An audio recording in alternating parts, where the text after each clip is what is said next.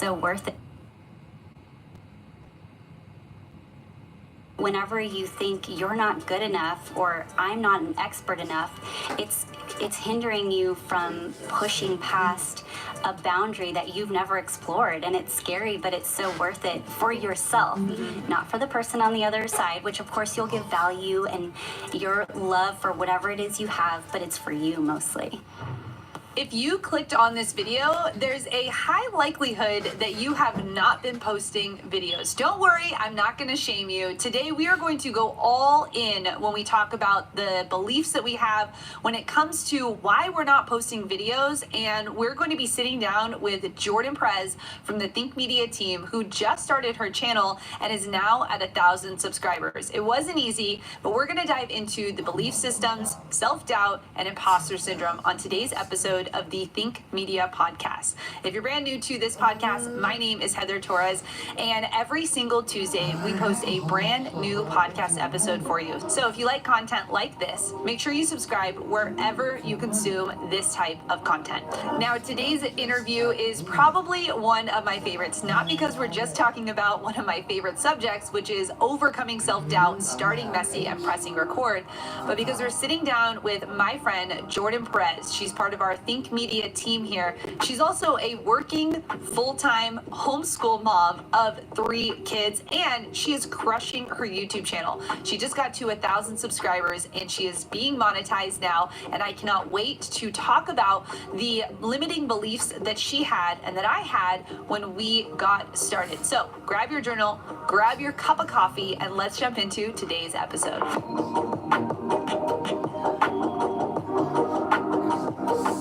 Well, I'm excited about today's interview because I'm sitting down with Jordan Perez. She's one of my good friends and a Think Media team member. Jordan, welcome to the Think Media podcast. Thank you. It's really exciting to be here. I am excited because you have been creating on YouTube for about a year now, and you started your channel. You're over 1,000 subscribers. Congratulations. And I wanted to talk about some of the self-doubts, some of the myths that come around starting a YouTube channel. It's not easy to do that. And you and I actually just got done doing some focus groups with our Video Ranking Academy members, and we were asking them questions about how they got started, what were some of the fears that were holding them back. So I thought maybe you and I could unpack that today. So why don't you tell everyone how you got started on your own YouTube channel? So the way I got started on this YouTube journey was, of course, I work on a team where everybody does YouTube. So it was encouraging, but also extremely scary to get started. And so with the encouragement of my team, my husband, and just a passion that I had, I decided to take the plunge and get my channel started. Yeah, and here at Think Media, we're actually a team of 13 full-time people, and some of us are front-facing, like myself and Sean and Omar and Nolan, and some of us are behind the scenes. So getting started and putting yourself out on camera probably wasn't the first choice or the first thing that you wanted to do. No, that is my place behind the camera is exactly where I want to be. So doing this was a huge challenge for me. Now, we didn't force you to start a YouTube channel, Jordan, but we were definitely encouraging you because you have a lot of skills and a lot of talents. Tell everyone kind of how you chose what you chose. You have an amazing YouTube channel all about charcuterie boards. Why did you choose that? I chose charcuterie boards because it was a list of ideas and passions that I had, but what I really wanted to do was not have anything forced, because I know that if it was forced, I wouldn't be all in on it. And so it was just being more self-aware every day of what I was doing, what I was enjoying, what sparked joy in my heart. And that, crazy enough, is meat and cheese and serving it to friends, family, eating it by myself in my kitchen. In between meetings, that is what I did. So I knew that, hey, I can do this. And when you have that spark of, I can do this, that's when I knew, just go for it. Just try. Yeah, and I would say that your cheese boards and your meat boards are to die for. They're so good. Now, I have told people here on the podcast before, I waited 3 years before I got started on YouTube. I had a lot of beliefs about myself and really lack of self-confidence, and I'm not really the Heather I am today that I was back then when I got started. But I've been doing this a while. I've pumped out hundreds of videos now, so this is more natural for me. But for you and for the Video Ranking Academy members that we were interviewing, there were a lot of self-doubt and beliefs that we had about ourselves when it came to getting started on videos. And one of those was, I don't really know how to do this, right? Like, we didn't grow up, you and I weren't the techie people in school. Like, understanding how smartphones and cameras and audio and video and all of that wasn't where my passion was. And so getting started on YouTube, I really had that, like, I don't know how to do this feeling. Mm-hmm. I think it's funny you say iPhones, because the reality is we get an iPhone, we don't open up the instruction manual. We just literally open it up, start it up, and just start playing around. Mm-hmm. And really, that's exactly what I felt like I was doing with YouTube, is that sure, I had the instructions, sure, I had Heather and Sean to guide me, but at the same time, I knew I needed to just go in, do it for myself, try, test, whatever it looked like, and just be okay with going for it. Yeah, and I think one of those beliefs about, like, well, I don't know how. Man, we have an entire online university at Think Media to help people learn how to do it. And I think for me specifically, you know, Omar and I have had lots of conversations about what iOS means and what aperture means.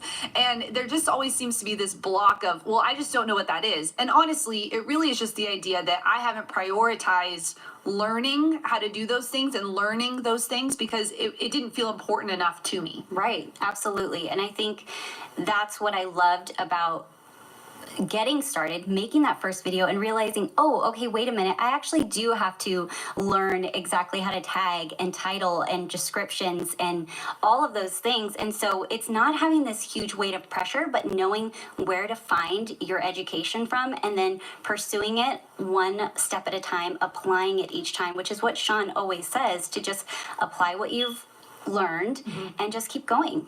Yeah, when I look at even your videos, you know, you're over 20 videos in, probably over 30 by the time this podcast comes out, and every video it's just getting 1% better, learning one new thing. Oh, you know, if I angle the camera this way, oh, if I change the lighting this way, that it looks different. And I think one of the things that people struggle with is that idea of being able to just practice in public and just being okay with it not being okay. Right.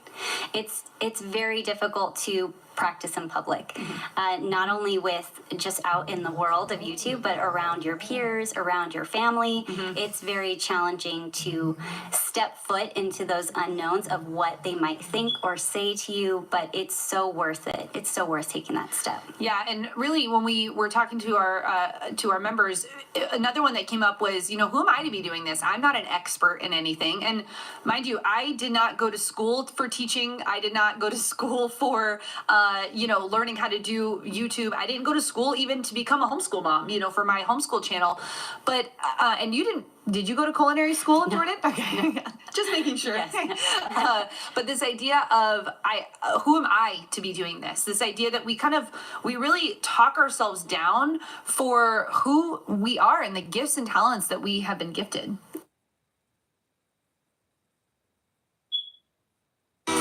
Love and Hyperbole is a really, really special album to me. I knew immediately that I wanted this beautiful world to accompany it, and now thanks to Lenovo and Intel, we're able to make that happen visually for everybody. And I'm really excited to let you guys in on this process of how we create this album trailer. In my opinion, the most important thing right now is having nothing break our creative flow. It's so important that we have all-day battery life thanks to the Intel Core Ultra processor. I'm personally on my Lenovo Yoga. It's really important that we hit the ground running because we need a treatment by the end of the day.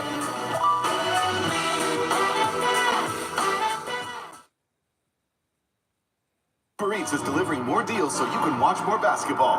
Right now, get buy one, get one 6-piece boneless wings from Buffalo Wild Wings to get food to watch basketball. And then more food to watch more basketball. Order now, only on Uber Eats. Gifts and talents that we have been gifted. Yeah, it's very much that imposter syndrome, and it's so real because I think the same thing. Who am I to tell you what cheese goes with what meat? Like, it's just my taste, and they're not that elegant. And unfortunately, that can hold us back from actually just sharing who we are. So really, I try to think of when I'm sharing these videos, it's from my perspective, not from an expert's perspective. It's just, hey, I love it. You might like this. Try it out. And so it's understanding that it's okay to test the waters, and you can do this. It's okay to not be an expert at it. Yeah, when I teach on stage about imposter syndrome, for me, I really teach people that, we think that we only know 10% and that someone's going to find out that we don't know everything. And let me just tell you, you probably don't know everything, but neither does anyone else. And so the idea that if you are deep into meats and cheeses like Jordan, if you are really into running or you're really into gaming, you are probably already an expert in some capacity. Let me tell you, when I go to the grocery store, which I don't even like to do, Jordan, so there's number one where I can't even connect in that. But number two, I wouldn't know if this cheddar goes with this meat, but you're so deep in researching it and knowing it that you're not an imposter. You're just a friend on the journey. You're a leader in this space. You're just a guide 1 or 2 steps ahead. And so the idea of like, who am I to be doing this feels like a shrinking. And I want people to kind of like step out and say, no, I'm here. I want to be a part of this community. I want to contribute in my own way. And I think that's something that you've done so well, is that you're not like anyone else. You're really just doing it Jordan's way. Right. And it's all that mindset and belief system. And it's so true, that feeling of shrinking in. It's literally that feeling that you just can't express with words. And so whenever you think you're not good enough or I'm not an expert enough, it's hindering you from pushing past a boundary that you've never explored. And it's scary, but it's so worth it for yourself, not for the person on the other side, which of course you'll give value and your love for whatever it is you have, but it's for you mostly. Yeah, I think the last one is really, I'm not ready. That was a big theme. When we interviewed people, they had taken the courses, they had watched the videos, they had come to the conferences, and yet they still hadn't started the channel. And I think that holds so much in that, I'm not ready really is this idea of, what if this fails? What if I have to do this in front of my friends and it doesn't work? What if I miss out on opportunities, or, what if this fails? And I just love to encourage people and say, what if it's the opposite? Like, what if this succeeds? Like, what if your charcuterie channel, Jordan, literally becomes the next Rachel Ray? We don't know, but unless you take that step and you just go for imperfection and you just know that everything is figure outable, you won't actually know if this is going to be a thing. Yeah, it's very real for me to just remember when I started of not feeling ready and wanting to make sure my kitchen looked perfect, my hair was perfect, that I had to pretend and put on this facade, and I just remember it blocking me every time before I press record. So my first video that I have is horrible, but that's because I let go of all those ideas. I made peace with the fact that I'm not going to be happy with this, but I'm going to do it anyway. And so it's finding peace within yourself to then press record and release it, and then start all over. Yeah, every day, new video. Yeah. And it really is just about starting messy, right? And I love how you just touched on that. It's like, yeah, so your kitchen's not perfect, but guess what? It looks like 90% of other people's kitchens. It's the idea that, my homeschool doesn't look perfect, and that's okay, because that's what most families look like, that the things we're doing are like most families. And so I just want to encourage you, if you're listening to the podcast right now and you've not started your channel, today's the day, my friend. It is time for you to step up, to go to Think Media if you need help on how, to set up the lighting or do the camera, but really don't even have all that as the first part of it. Just make a video. Just say how to do something. Teach someone something. Get the video camera in front of you, because you're going to need to start creating a lot of content to start feeling natural and for this to feel more normal for people. So Jordan, if people are interested in checking out your channel, you just got past 1,000 subscribers, they want to see what it's like to be an iPhone creator, where can they go? They can go to Amazing Grace Boards on YouTube and find me there. And all my amazing videos for charcuterie. Yes, and this is actually a part of a 3-part series. So if you didn't check out our interview over on Think Media, where Jordan and I talk about getting to your first 1,000 subscribers, make sure you check out that video. And then if you have not seen the way that Jordan creates her videos, we walked through her setup, how simple a setup can be, and how easy it can be to get to that 1,000 subscribers with just using your iPhone.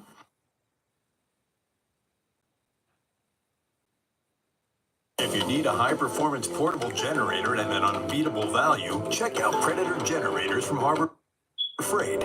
Whether you need a generator to power your outdoor recreation, fun, heavy-duty job site tools, or to keep the lights on at home, there's a Predator generator for you. Choose from traditional portable generators, super quiet, efficient inverter generators, and even multi-fuel generators. When you need the power to do more, Predator is as good as the best for a whole lot less. Only at Harbor Freight. Hurry into the Nissan Now sales event to save on an award-winning new Nissan, like the all-new Kicks and Murano, J.D. Power's most dependable small and mid-size SUVs, and our best-selling Rogue at the Nissan Now sales event. Your iPhone.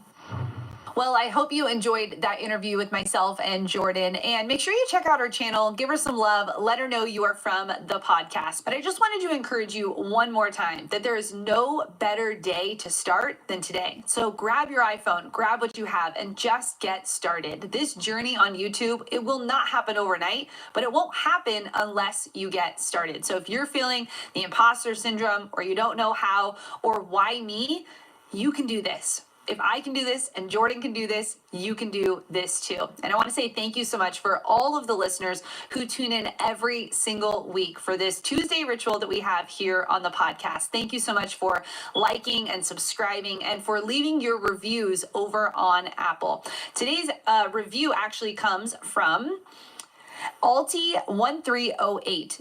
Alti says, YouTube geniuses. Wow, thank you so much for that compliment. She says, I love the Think Team's passion, knowledge, and I could name so many more things. The effort and value they bring every week is incredible. Thank you, Think Team. Well, Alti1308, thank you for being a part of our Think crew.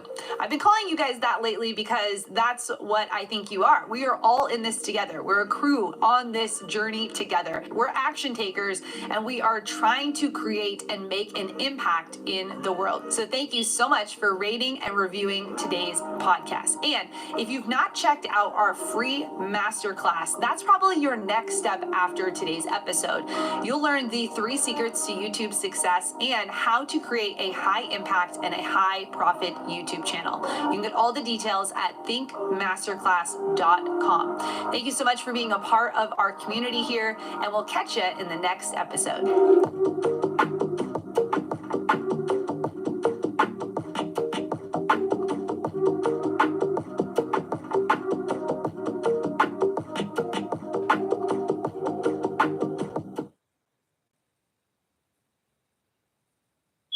Figuring out what videos to make can be overwhelming. You know you want to impact the lives of others, but what videos should you make when you're just starting on YouTube? Well, we're going to be talking about that and more in today's episode. My name is Heather Torres, and I'm your host of the Think Marketing Podcast. And if you're new here, welcome.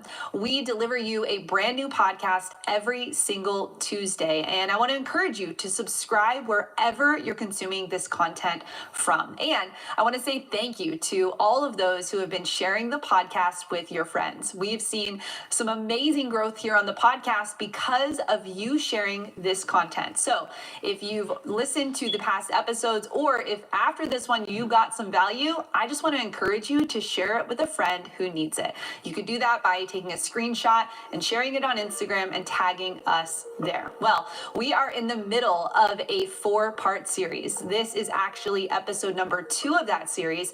And if you didn't listen to episode 1, you're going to want to make sure you go back and listen to that. We're talking all about the 4 pillars to creating a high impact and a high profit YouTube channel. We want want you to start YouTube right. So make sure you go back and listen to episode 1 of this series, which is claiming and mastering your topic. We walked through 7 questions that you should answer when you get started on YouTube. And we shared a little bit about our experience and how we stumbled upon and got to this point here. So I hope that episode encourages you. And today we're going to be diving into discovering your audience's problems and ambitions. This is one of my favorite topics to talk about because it really helps you to go deeper in understanding and listening to your audience. Now, the topic of this video is what video ideas should you create? And we're going to tell you exactly what videos you should be making for your niche. Well, buckle up and get ready, and we'll dive into today's conversation with myself and Sean Cannell.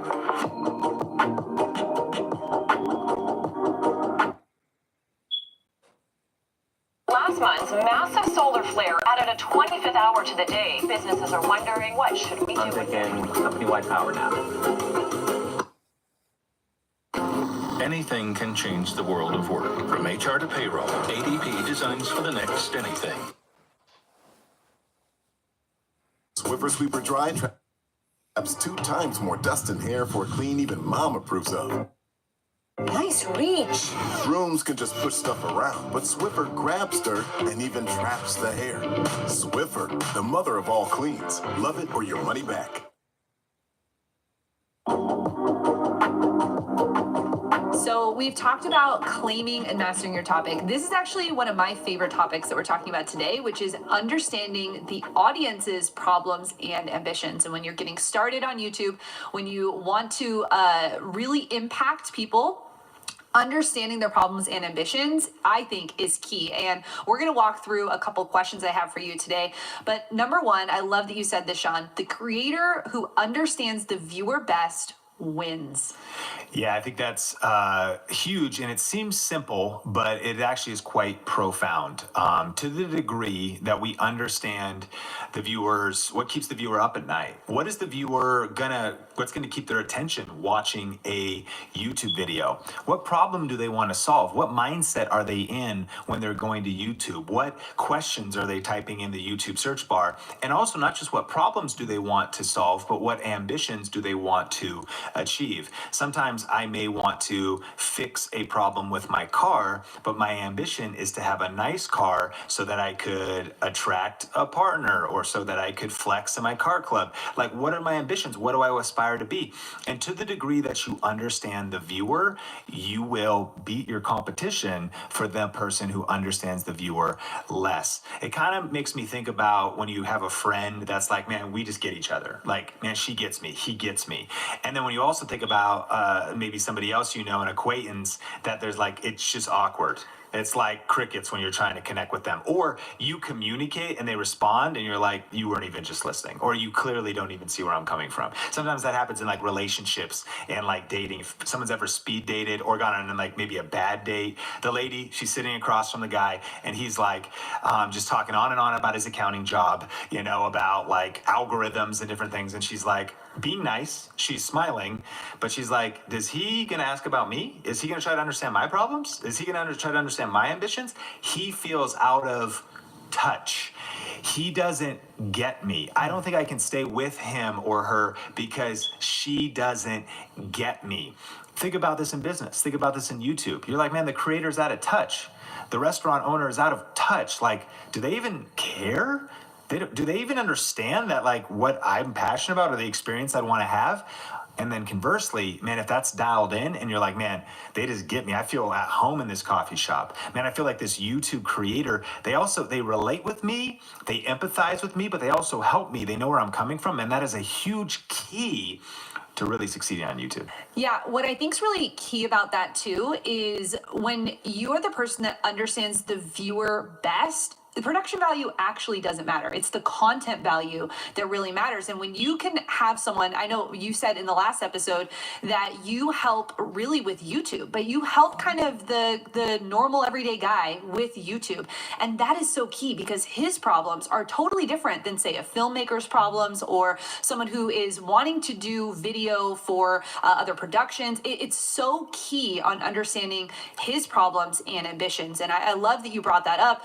And again, again, the production value isn't as important as the content value when your viewer says, you get me.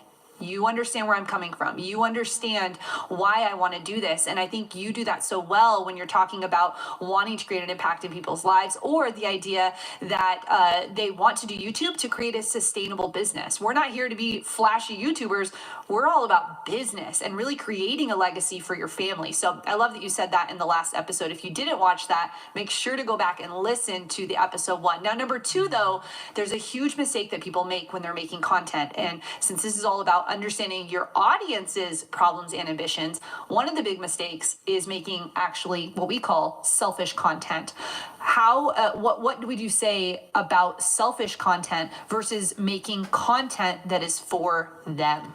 Yeah, I think that this is kind of an interesting point because a lot of people are losing on YouTube because they're making selfish content. That sounds extreme. It sounds like maybe accusatory. And I actually don't think people are doing it knowingly. I think that the name of YouTube is YouTube. And they think, man, this channel is about me. It's about my thoughts. I kind of want to just get on and commentate on current events. And we maybe even see somebody do that, or we see a famous influencer that just shares his thoughts or her thoughts. But the reality is that if you are thinking about yourself first, or just sharing your thoughts and not thinking about the viewer first, then you're probably going to lose, and you're probably not going to break through the noise. And a lot of times it'll be illustrated like this. A video starts and someone's in the video and they're like, hey guys, welcome back to my channel. I've been gone for a while, and this is kind of my life update lately, and my dog got sick, and Fido has had that, he's been throwing up on the carpets. I've had to clean the carpet. But anyways, I know that I haven't been posting videos lately. Here's the thing. No one knows you haven't been posting videos lately. Do you even think your subscribers are that engaged? I mean, maybe they are, but they probably aren't. And they go on. And it takes 3 minutes, 5 minutes, 10 minutes where you tell your life story before you get into the value of the content. What I'm not saying is that it's not about you at all. I'm just asking, do you think about the audience first? Do you think about the viewer experience? Do you think about their time is valuable? I want to get right to the point for them. I want to solve their problem quickly and clearly. I don't want to feel like I'm out of touch. You're watching them, you're like, does this person realize that in today's busy world, I can't listen to them ramble on for hours and hours? So it's really kind of just like a self-awareness as well as a sensitivity back again to the viewer, and really being focused on solving the audience's problems and ambitions. And I heard, John Maxwell put it this way, that if you will help as many people as possible get what they want in life, you will get what you want in life.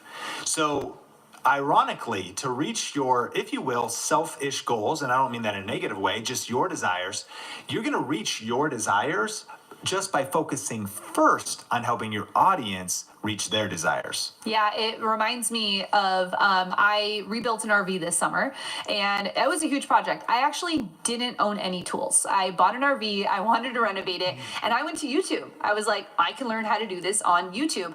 And it was so impactful to me because I was watching content that was helping me do what I wanted to do. They were showing me step by step, they were showing me the tools and the things that they wanted. And what they were ultimately doing, we learned this in business and in marketing, is they were building know, like, and trust with me. So now, anytime this creator posts a video, I will watch it. I will watch every single minute of this creator. Why? I've built the know, like, and trust because they helped me solve a problem. I had no clue how to renovate an RV, and they helped me do it step by step. I bought everything they said to buy because I trusted them with the content they were giving me. Now, they shot this content on their iPhone. This wasn't massively, set up content. This was shot on their iPhone while they're traveling. So I think it's so important that when you make unselfish content, when you're actually helping your viewer, when you know what their problems and ambitions are, you're able to make content that will last forever. You're able to make content that will help your viewers solve the problem, and then you become the person that they always want to go to. You carve yourself out in a market where, of course, there's other people renovating RVs. It's a huge trend right now, but I'm focused on that one creator because they helped me the most. Now, number 3 is we want want to solve problems and ambitions. And what I love about the internet is that all answers are solved on the internet, Sean. Did you know that? So we actually have 3 different places that we recommend going to figure out what problems and ambitions are. If you're kind of stepping into the niche online and you kind of have an idea, we've got some resources and places you can go to actually find what people are typing into the search bar. So number 1 would be actually doing keyword research. Touch a little bit on what keyword research is and how they can do it. Yeah, and keyword research is one of our favorite things here at Think Marketing, and we won't go too far deep into it. We have our free class at thinkmasterclass.com that explains in depth what keyword research is. But basically, keywords are the search terms, and interestingly enough, it's not just what you're typing in Google or YouTube, but it's even what you're saying. You know, my wife Sonia and I have been watching a lot of television during the pandemic. And so we got an Apple TV. I've got the little, microphone on it, and I hold that down and I talk to Siri, and I'm like, Siri, play Raised by Wolves on HBO Max, and we watch YouTube stuff. So I'll say like, Siri, play Phil DeFranco on on YouTube. And I'll also start looking in, Siri, show me a review of the Saucony Endorphin Speed shoes, because I'm into running and all these different things. So it's, what are people searching for? A keyword is Saucony Endorphin Speed shoes. Phil DeFranco is a keyword. How to get views on YouTube. It's a keyword. A keyword might be like the word diet, but a keyword phrase is usually what we're talking about. Best diets for women over 40. And so you want to do keyword research. And again, there's some tactics, there's some tools, there's some things. I think Think Masterclass would be the best place for people to go. That's thinkmasterclass.com. And we go more in depth of how to do keyword research and connect that to optimizing your YouTube videos for views. Yeah, and I know we do have a lot of entrepreneurs who already have established businesses. Now, if they're stepping into the online space, they're starting their YouTube channel, a great way to actually come up with what are the problems and ambitions that people are keyword searching is to survey their target market. This is critical if you want to actually get the exact words that they're talking about. So talk a little bit about surveying and some questions you might ask. Yeah, so one creator and author, business owner that I respect, Michael Hyatt, does an annual audience survey. And I'm excited at Think Media. Soon we're going to be doing our annual audience survey, where this is, I recommend any listener, usually if you have an email list or social media following, because you could put a link to it anywhere you want. You could use something like SurveyMonkey or even just like a free Google Docs type of a survey. The key is getting feedback, getting the language, getting the emotions, and actually listening to the people who are watching your content. Another leader I respect named Andy Stanley says, do for one what you wish you could do for all. So maybe before you get the 1 million views, what if you serve the 10 people on your email list really well and really help them reach their goals?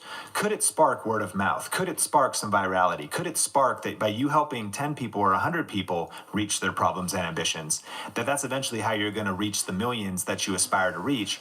But how does that happen? From really understanding your target market. And one of the best ways to do that is to ask. And so I think when we send that out, be looking for that. We'll send it on the email list and make sure you're signed up at Think Media and whatnot. And you'll just see questions.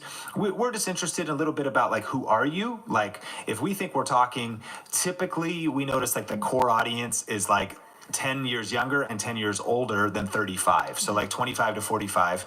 That then spans all the way down to 13 on YouTube up to 65 and people in their legacy years. But that core audience is sort of around our ages, interestingly enough. But you get feedback because you might have some misconceptions. Wow, I didn't realize there's a certain demo, certain gender. Could be certain getting feedback about people's economic, things. But it also could be feedback like what other brands do they watch? Who else do you watch? Where else do you get your information? Those can be very powerful questions. But more than anything, even if you didn't want to ask those type of questions, it's simply saying, what's your biggest problem right now? Mm-hmm. What's your biggest challenge right now with your niche? What are you searching for? And so those types of questions. But I think the secret is make sure you're on our email lists, right? And when you sign up at like thinkmasterclass.com, you end up like you enter with your name and email. And not only can you watch our free hour-long YouTube training, but then you're on our email list. So you'll see the survey go out and whatnot and swipe it. We do what's called swipe copy. We'll gather, and we've been refining this for years. So you can potentially pull some of those questions off. And the one other tip is like, without going that deep, take one question and post it on Twitter. Take one question and post it on LinkedIn. What is your biggest challenge right now with year-end taxes? See what people post. That could be your video ideas. It could be a nuance of you didn't even really think that was the question people were asking, or where they were stuck, or the way they would word it. And so bottom line is commit to consistently getting feedback from your current audience. Yeah, and the last way to be able to figure out what problems and ambitions, this was where I started when I was starting in my homeschool space, was I just started to read comments. I didn't personally have a YouTube channel yet, so I was inside of groups. I was reading other people's comments. I was just out into where is the target audience living online, and how can I read what they're typing in? I know this is something that you do religiously here at Think Media, is reading the comments of our people. Yeah, and there's something cool in the back end of YouTube that actually you can select in your YouTube studio comments with a question, or you can do a search and actually type in the word question, because a lot of people will say, I have a question. Would you recommend this camera or that camera? And so it could be your comments, but the objection might be, well, Sean, I don't have any comments yet though. Like, I'm just getting started, which that's okay. Like you said, read other people's comments. Go to study the other channels in your niche, look at the other content creators that are posting in your niche or business owners, and what's happening in their comments. The powerful thing is that as these things grow, it can be harder and harder to stay caught up with this, and that can give you an edge. When your organization grows larger, you actually end up going a little bit slower to keep everybody on board. When you're nimble and maybe a solopreneur, you're like a speedboat. When you're a larger organization, you're like an ocean liner. So you might be able to react and find an insight in, if you will, a competitor or a similar channel, and be like, man, that person missed this, that, and this in the video, and it's inspired this other thing. And you might have a spin-off video idea inspired by somebody else's comments that could change everything for you and really put you on the map. And here's what you know. If they're watching, for example, personal finance information, they might be subscribed to Dave Ramsey, Robert Kiyosaki, and Graham Stephan. They want to learn personal finance. I personally watch all those guys. I watch other guys as well. I watch random people that I find if they've got a good title and thumbnail, and I give them a shot. And so you're tapping into an audience, even though you might not have built that audience yet, that you're going to just start serving that target market while you're building your community. So good. This is why this is one of my favorite topics. I feel like it goes deeper and deeper and deeper, because I think that your audience will always have problems. You might feel like, well, I solved this problem, and then there's another one that pops up because they're along the same journey you are. So why is this so important though? Why is it important to understand your audience's problems and ambitions? Yeah, I think a couple things. Number one, you're going to learn their language, and we talk about this all the time at Think Media. Again, is it depth of field, or is it how do I get the blurry background? Well, the average person's going to say blurry background. Before we hit record on this episode, we were talking about how many people really live stream besides use Zoom to do teleconferencing. Like, we really what are the words people are going to say when it comes to the thing that they're talking about? How are they seeing it? And here's the key. They're probably saying it different than you. Once you've learned insider language, once you've learned the insider terms, you're actually distancing yourself from the people you're trying to help and reach. I learned this from Ann Lee Stanley in a book called Deep and Wide when it came to church. And talked a lot of times a church, that kind of spiritual faith organization, uses so many ancient biblical terms that the day-to-day person's like, okay, you just lost me with that term. So it's how do I contextualize my language? One of the best ways to do that is to actually listen to your audience. I think that's the second tip, is listening is key. In marriage, you've been married to Isaiah for a long time. 15 years. 15 years. Yeah. Sonia and I just celebrated 15 years. It's crazy. What do we learn in marriage? Man, communication's key. Mm-hmm. If you are not listening to the other person, things are not going to be getting better. And if you are listening, and what do I hear from my wife, Sonia? Honey, I don't think you're listening, or I'm watching TV. Honey, are you listening to me right now? Or I'm listening to a podcast. Honey, are you listening? I have noise canceling headphones on. She's not happy now. I've been shouting at you from downstairs. Are you listening? I think viewers on YouTube are maybe shouting at us. Hey, are you listening? Will someone just help? And you'd be surprised. You might feel like there's all kinds of competition. They might not really be listening, and they might not really be connecting. And there's a lot of people around the world that are shouting at the top of their lungs, will someone listen to me? Will someone help me? And so I think that's the power of listening to comments, listening to the market, listening to real people, getting in real conversations. This stuff we're talking about, Heather, will supercharge your YouTube content.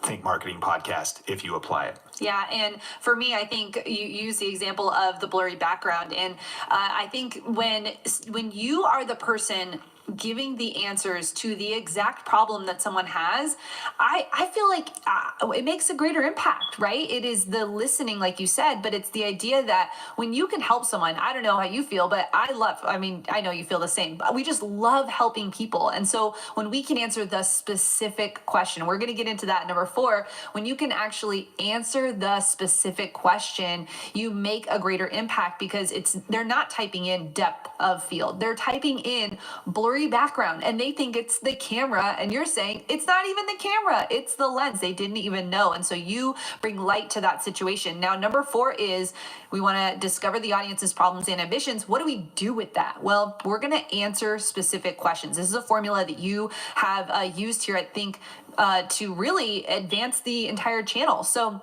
talk a little bit about what is ASQ. Yeah, ASQ. Answer specific questions. This is the foundational strategy that we do at Think Media and that I've done, and I want people to be encouraged too, because they maybe you just joined. In fact, let us know if you leave a review on iTunes or leave a comment on the Think Marketing YouTube channel if you're watching this on YouTube. You know, how long have you been a part of the community? Did you just discover us? Where did you discover us? How did you discover the podcast? You know, we're a team of 12 full-time people now in multiple different channels doing multiple different things, but don't get it confused. I'm a small town kid, college dropout, didn't know how to build a business, didn't know how to build a team, didn't know how to start a YouTube channel, didn't know how to make money online, and figured these things out step by step, brick by brick, and just started shooting videos in my bedroom really about 10 years ago. And what I did, though, was from my research and from investing in myself and from buying courses and reading books, I did learn that the internet has what's called search engine optimization because people ask the internet questions. Google told us that 65% of people, Google owns YouTube, go to YouTube looking for answers to questions. So what should we do to start answering, once we discover our audience's problems and ambitions, we want to start answering our audience's problems and ambitions. And how are we going to get discovered on YouTube? When we actually answer those problems in the form of a question. And so over the years, what is the best camera for YouTube? Question mark. It's a question. And I would do my best to answer it and help grow my brand when I was just a solo creator, started making money with affiliate marketing. On my other channel, Sean Cannon, I was experimenting. Best gift ideas for him. Cool Christmas gift ideas. That's a question. People are looking for cool Christmas gift ideas. Nowadays, I'm asking questions of the internet. Should I get the Hypervice massage gun, or should I get the Theragun? Which one's better? It's a specific question. That's the versus strategy that you'll talk about a lot. And so it's ASQ. It's answering specific questions. And what's crazy is I was doing this 10 years ago. I was doing it 8 years ago.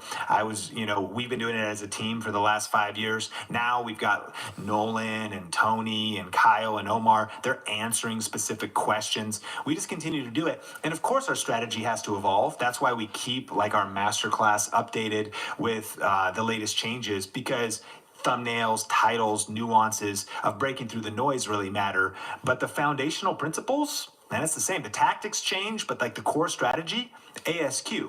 answer specific questions. And I think what's so great about that strategy, and it was what gave me the confidence to start my YouTube channel back 5 years ago now, 4 years ago, where you kept saying, Heather, you got to start this channel. We were on a walk with our friend Benji, and you're like, what would you talk about if I asked you these questions about homeschool? Because I didn't know what channel I wanted to start. When I started answering specific questions, I did a video, homeschool versus public school. It's now viral in the homeschool community. Why? I just answered the question of what that was. And what that gave me the confidence to do was to just get base hits. Not every video that we make is going to go viral, but what can happen over time as you continue to make questions, or as you continue to answer questions through your videos, you'll start to see that base hits will turn into home runs. And we even here at Think Media, we will create videos knowing they're going to be home runs, but they just start as base hits. It's answering the questions. And it reminds me of Nicole from Kids OT Help. You know, she grabbed her iPhone and created a video about tummy time for newborns. She didn't know that that was going to be the answer to someone's question that now has 2.4 million views on it. She had no idea, but because she was committed to this process, committed to being able to answer specific questions and know that her audiences had the problem of tummy time for newborns, she now has been able to create an entire business off of the videos that she's created on YouTube. So thank you for that conversation, Sean. I'm excited because in the next episode, now that we answer specific questions, we're going to learn how do you actually do this YouTube thing, right? I know that you're a busy entrepreneur, I'm a busy entrepreneur, but like, how do you do it in a few hours per week? And I'm excited because that's one of the questions that we get here at Think. So that conversation is coming up in the next episode.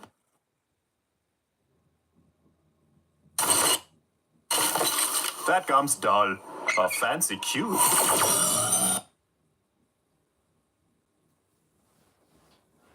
Cooling flavor crystals fancier. Too fancy. Just the right amount of fancy. Icebreakers. Ooh, fancy. To save you a lot of time and a lot of money. This is the Revitalift Triple Power Moisturizer. This is what I call a hard-working moisturizer. It not only firms, brightens, it reduces wrinkles, just gives a velvety finish because it's gorgeous. Well, that was the second pillar of building your high impact and high profit YouTube channel. Your action is to go and do those things that Sean said.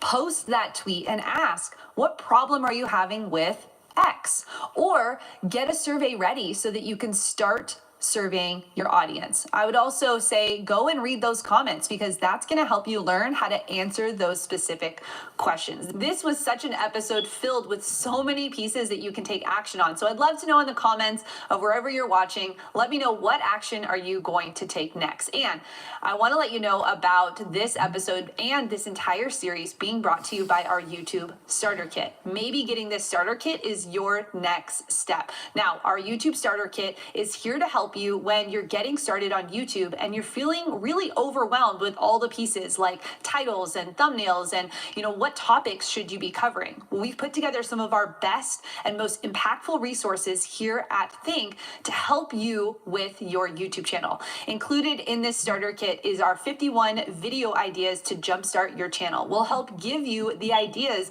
right away so you can get started. Our 15 best YouTube title formulas for getting views. We give you a basically play-by-play of the titles you should be using for your videos. And then we have our 51 money-making video ideas. These are just a couple of the things included inside of this YouTube starter kit. You can take action right now. Get over 70% off to this valuable kit when you go to tubestarterkit.com. That's tubestarterkit.com. Go there and you'll see that there's even more inside of this kit that you can take action on today. You'll get instant access to it and start implementing things like a step-by-step tutorial of how to use Lightroom and Photoshop to editing your videos, and also things like our gear guide. So if you've not figured out what setup you want for YouTube, we've got that in there and so much more. Well, I want to give you the comment of the day. We love when you rate and review this podcast over on Apple iTunes. You can leave a review and we will maybe read it here on the podcast. Today's comes from Seeker Bear, and And Seeker Bear says, valuable information, great guests, and entertainment one in all. Thank you for all the content on all platforms. You know, when we started the Think Marketing podcast, we didn't want to just bring it to you in an audio form. We know that some of you like to consume things on YouTube. And so we wanted to make this available for you on all platforms where you can consume this that works best for you. You consume it wherever you like to consume content. So if you're out on a walk with your dog right now, if you're driving in traffic right now, I just want to say thank you for being a part of our Think community. It is so important to us that you know that we are obsessed with your success. We want you to succeed on YouTube because we know that YouTube could be the vehicle for your financial freedom, for your time freedom, for your family freedom. And so we want to be here as educators, as mentors, as teachers to help you along the journey that we've gone on. I want to thank you so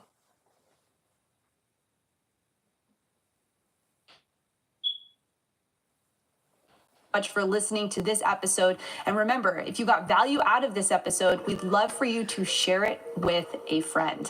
You can share this podcast on social media or send it in a text message or an email to a friend who you know needs to get started on YouTube. Next episode, we're going to be diving into pillar number 3. And I'm going to be doing a conversation where Sean is asking me questions about running a YouTube channel with 3 kids, homeschooling, running ministry, all the things. We want to break down how to make YouTube successful in only 5 hours a week. That's right. You can do YouTube in under 5 hours a week, and how to stay consistent and take the difficulty of actually creating content out of the equation. All that and more is coming up in the next episode of the Think Marketing Podcast. Thanks for listening, and we'll catch you in the next episode.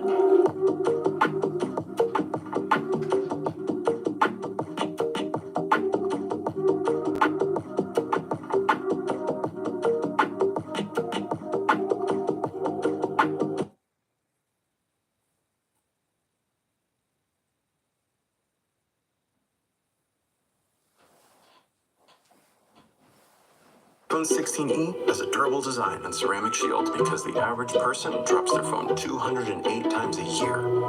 Make that 209 once they see the price. iPhone 16e, latest iPhone, greatest price. Every bottle of McCormick is flavor sealed. For fresh flavor, everyone noticing.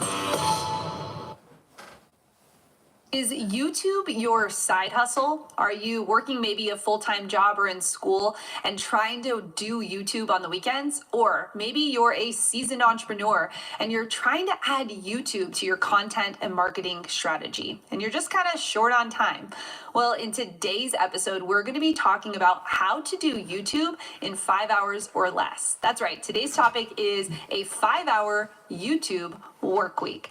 We're going to be diving into how to claim and own your time so you can get one significant video done per week. Well, if you're new to this podcast, my name is Heather Torres, and I am your host of the Think Marketing Podcast. I want to welcome you, and I want to encourage you to subscribe wherever you're consuming this content from. We produce a brand new episode for you every single Tuesday, and we don't want you to miss it.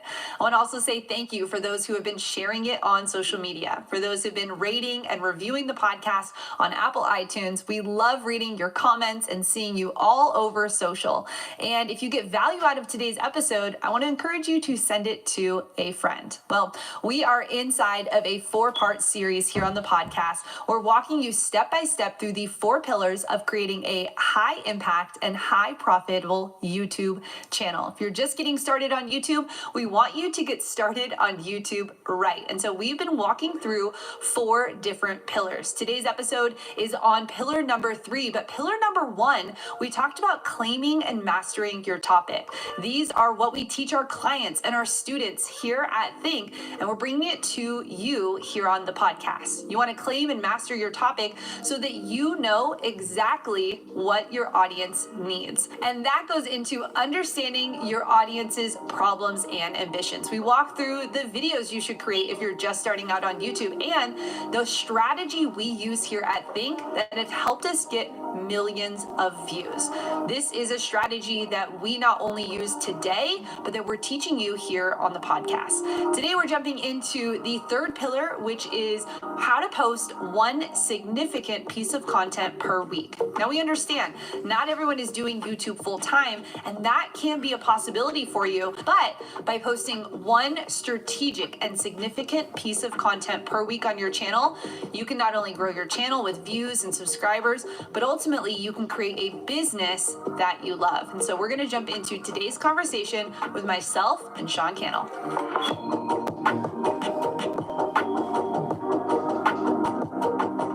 The 5-hour YouTube work week. Man, I love the promise of this video, and I'm excited to hear you break down how that is possible step by step. But this is our 4-part series, and we're talking about the third pillar of YouTube success and starting a YouTube channel, which is post a significant piece of content per week. And we talk about here at Think Marketing that in order to succeed on YouTube, you actually have to post videos on YouTube.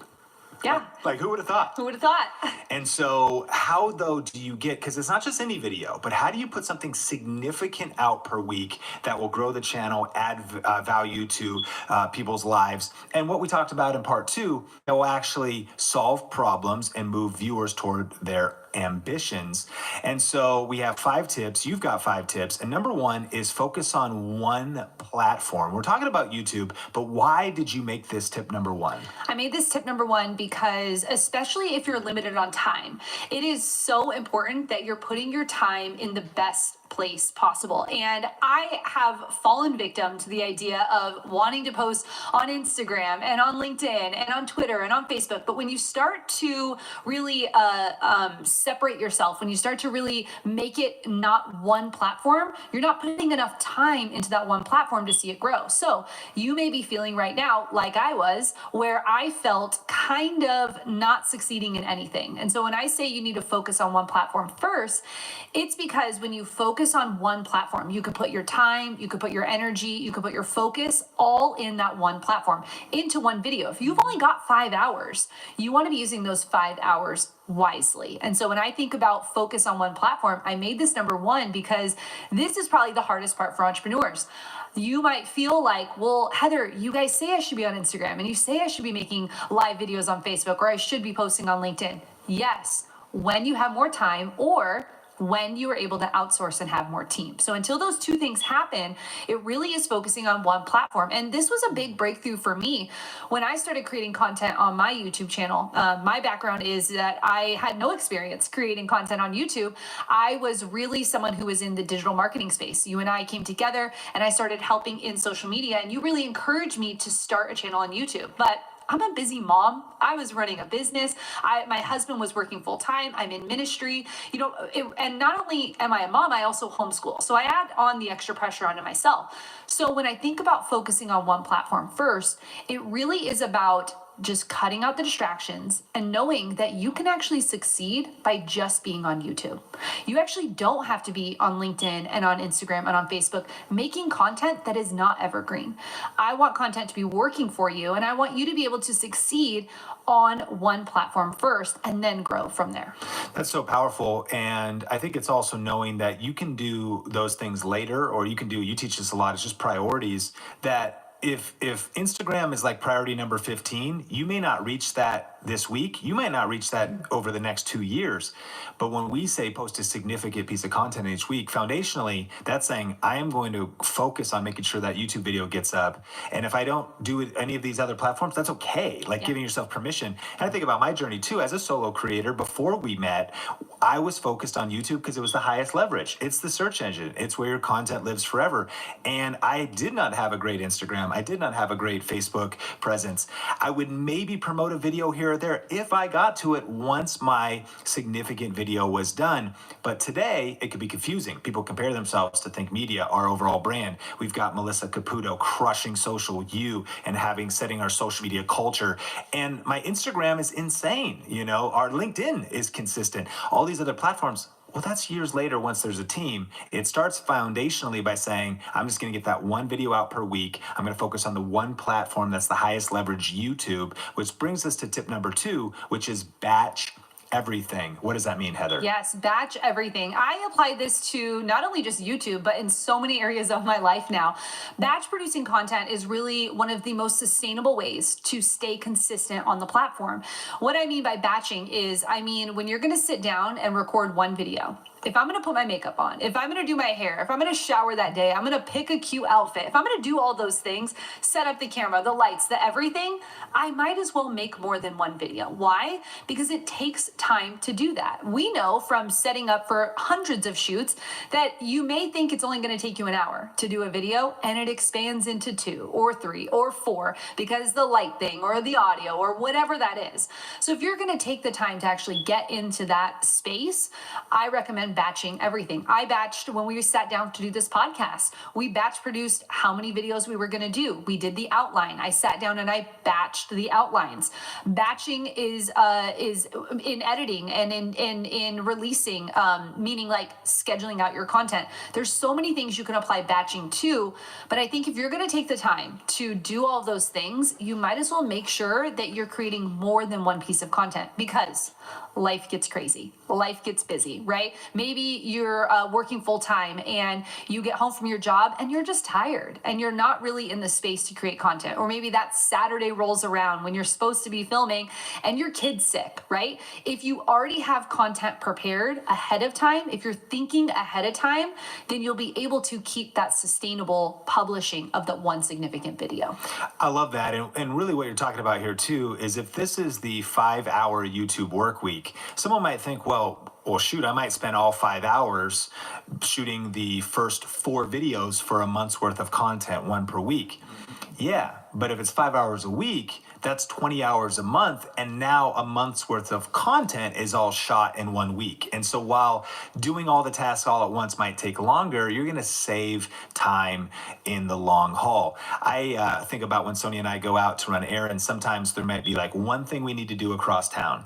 And for me, I'm always like, how can we cluster the tasks? Why don't we return that, changing table that we didn't use from our baby registry, and also pick up the things and go grocery shopping? And I'm sure everybody listening and watching, they can relate. Like when you cluster similar tasks, you save time. And even though it takes longer in the short term, you save energy, you save gas, you save because you're not making multiple trips. And so batching everything continues to help us move towards this 5-hour YouTube work week. And then tip number 3 is to keep your videos simple. While the Aztecs invented floating gardens, the Venetians struggled to grow food. If only they could have relocated the Aztecs to Italy, the country would be swimming in avocados. Mamma mia! Even today, Christina and her team try to keep up with compliance changes in 30 different countries. Thankfully, they now have one partner to do it all. Deal can hire, manage, pay, and develop a global workforce, all while staying compliant.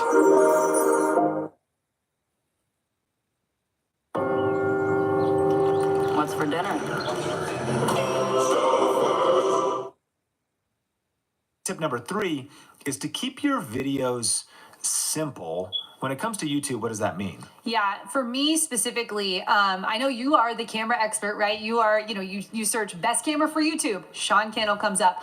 I, however, have not been skilled or graced with the camera abilities that you have. And so when I think about keeping a video simple, I want you to use what you already have. And I want you to maybe use your iPhone, right? That's easy. I'm sure you've created a video on your phone before. When you start getting into the complexity of cameras and audio and all of those things, it can feel overwhelming at first. So if you're just getting started, right, this is 5 hours for a YouTube work week. When you're getting started, you want to keep it simple. Do a talking head video, which is what we're doing here. There's no, amazing videography, cinematography over what we're doing. We're keeping it very simple. It's me looking at the camera, sharing my tips, right? I think you should keep it short when you start making videos, rather than making videos that are 20, 30, 45 minutes long. Keeping them short is going to help you when you're editing, but it's also going to help your audience get to know you, because you are keeping the content where we say be brief, be bright, be fun, and be done. We learned that from our friend Shalene Johnson, and that's what we want people to do. So you want to maybe make a talking head video. That's a good tip. You want to keep it simple with knowing what your tips are going to be rather than rambling on and on. And I would suggest that if you're very limited on time, go live. It's a very easy thing to do. It is sometimes stepping over that comfort zone and just pressing play. But what's great about live, Sean, is you don't have to edit. It's done. It's one take. It's done. You can teach when you're live. You can interact with your audience.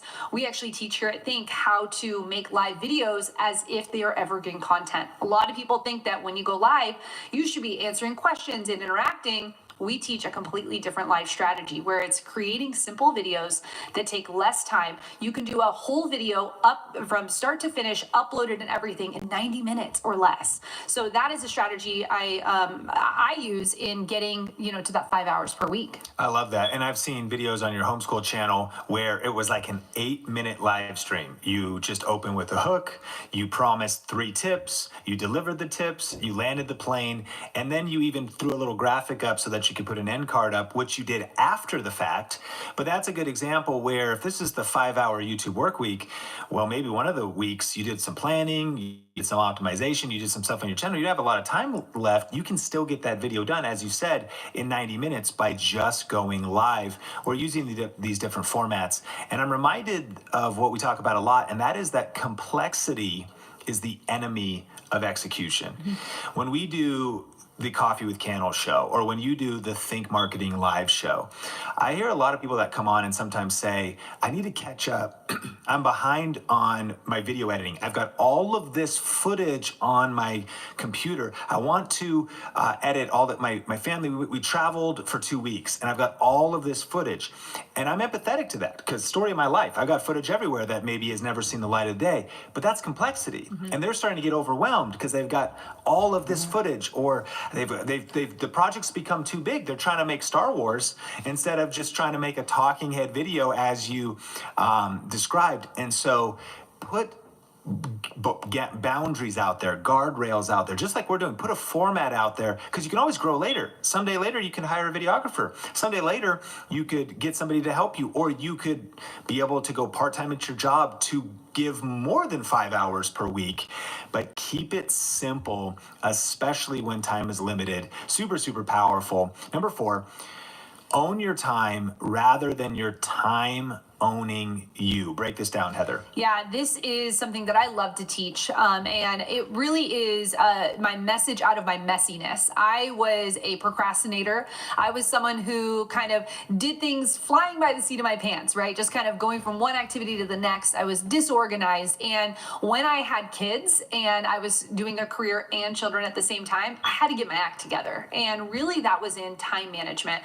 I read a book called Essentialism. I struggled with anxiety growing up, and I know a lot of it had to do with the uncertainty of things happening in my life.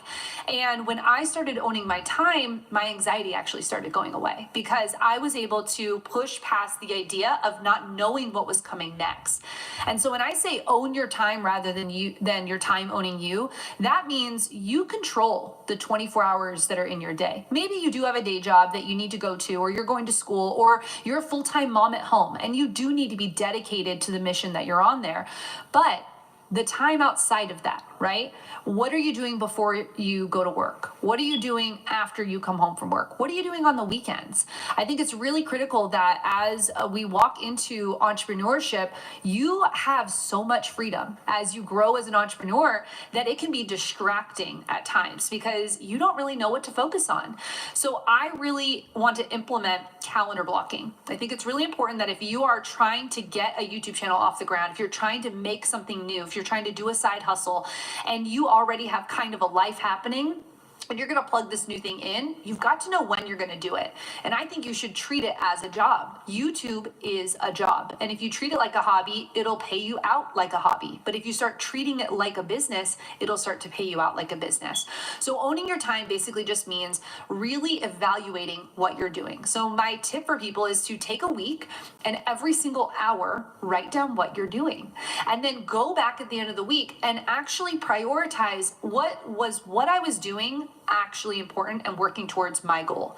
If you don't know where you're going, you won't know when you get there. So if you don't know what the goal is that you're working towards and not knowing when you're working on that goal, how will you know when you get there? And so owning your time rather than your time owning you is thinking, I've got the same amount of time that Oprah Winfrey has, or that you have, or that Elon Musk has. I have the same amount of time, and they're able to achieve so much because they own their time.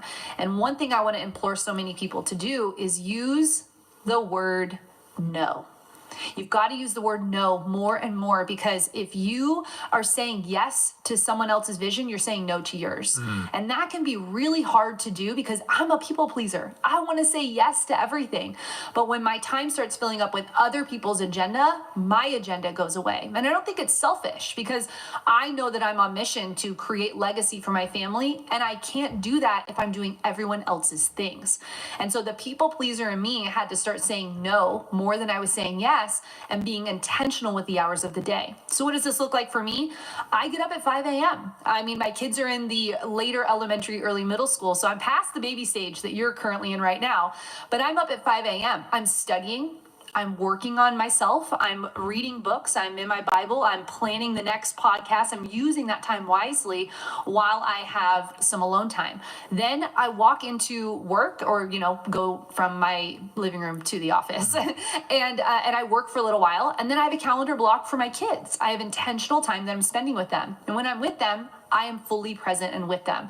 I don't think it's necessarily about the quantity of time, it's about the quality of time. And so I've really calendar blocked my week, and so many people have access to it that it helps in communication. So when you own your time, when you are someone who is really willing to take every minute and hold it and harness it, because we're not promised tomorrow. So if you're not willing to take the time to actually build this and invest in it and sacrifice for a while, then it's going to be hard to actually get your YouTube channel off the ground. Man, that's so powerful. And this is such a skill of yours. It's something that you've developed, you've made mistakes in, you've learned, you've built processes and systems. You've impacted our whole team at Think Media with this. And it's this idea of time management. And that's not a very, exciting term. And a lot of us as entrepreneurs, we want to focus on the creative work or the exciting work, or even the create the video, plan the video, upload the video, get that shot of dopamine when you make the video public, see a comment come in, see the views go up. But time management, like spending time planning, spending time calendar blocking, spending time learning Google Calendar or filling it out. But I've learned, especially from you, that this has revolutionized my life. And I'm excited because we were talking the other day about I do have a side business still called Video Influencers.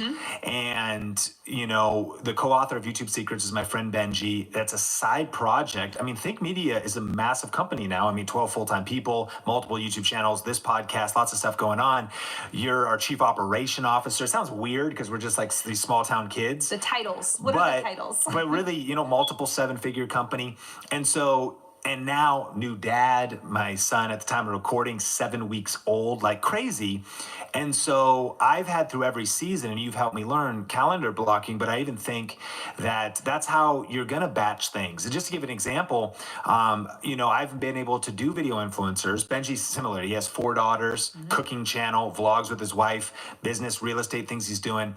And so we've really got Video Influencers to be a small percentage of our time we have a couple people that work that are kind of like virtual assistants that's outsourced by simple systems and simple formats. We could probably make fancier videos, but we've been leveraging live streaming a lot because it's manageable. And just to give one example, we calendar blocked. I knew that it was a Saturday. I was going to go live with Benji on what's called the VI show. And I had to communicate with Sonia ahead of time.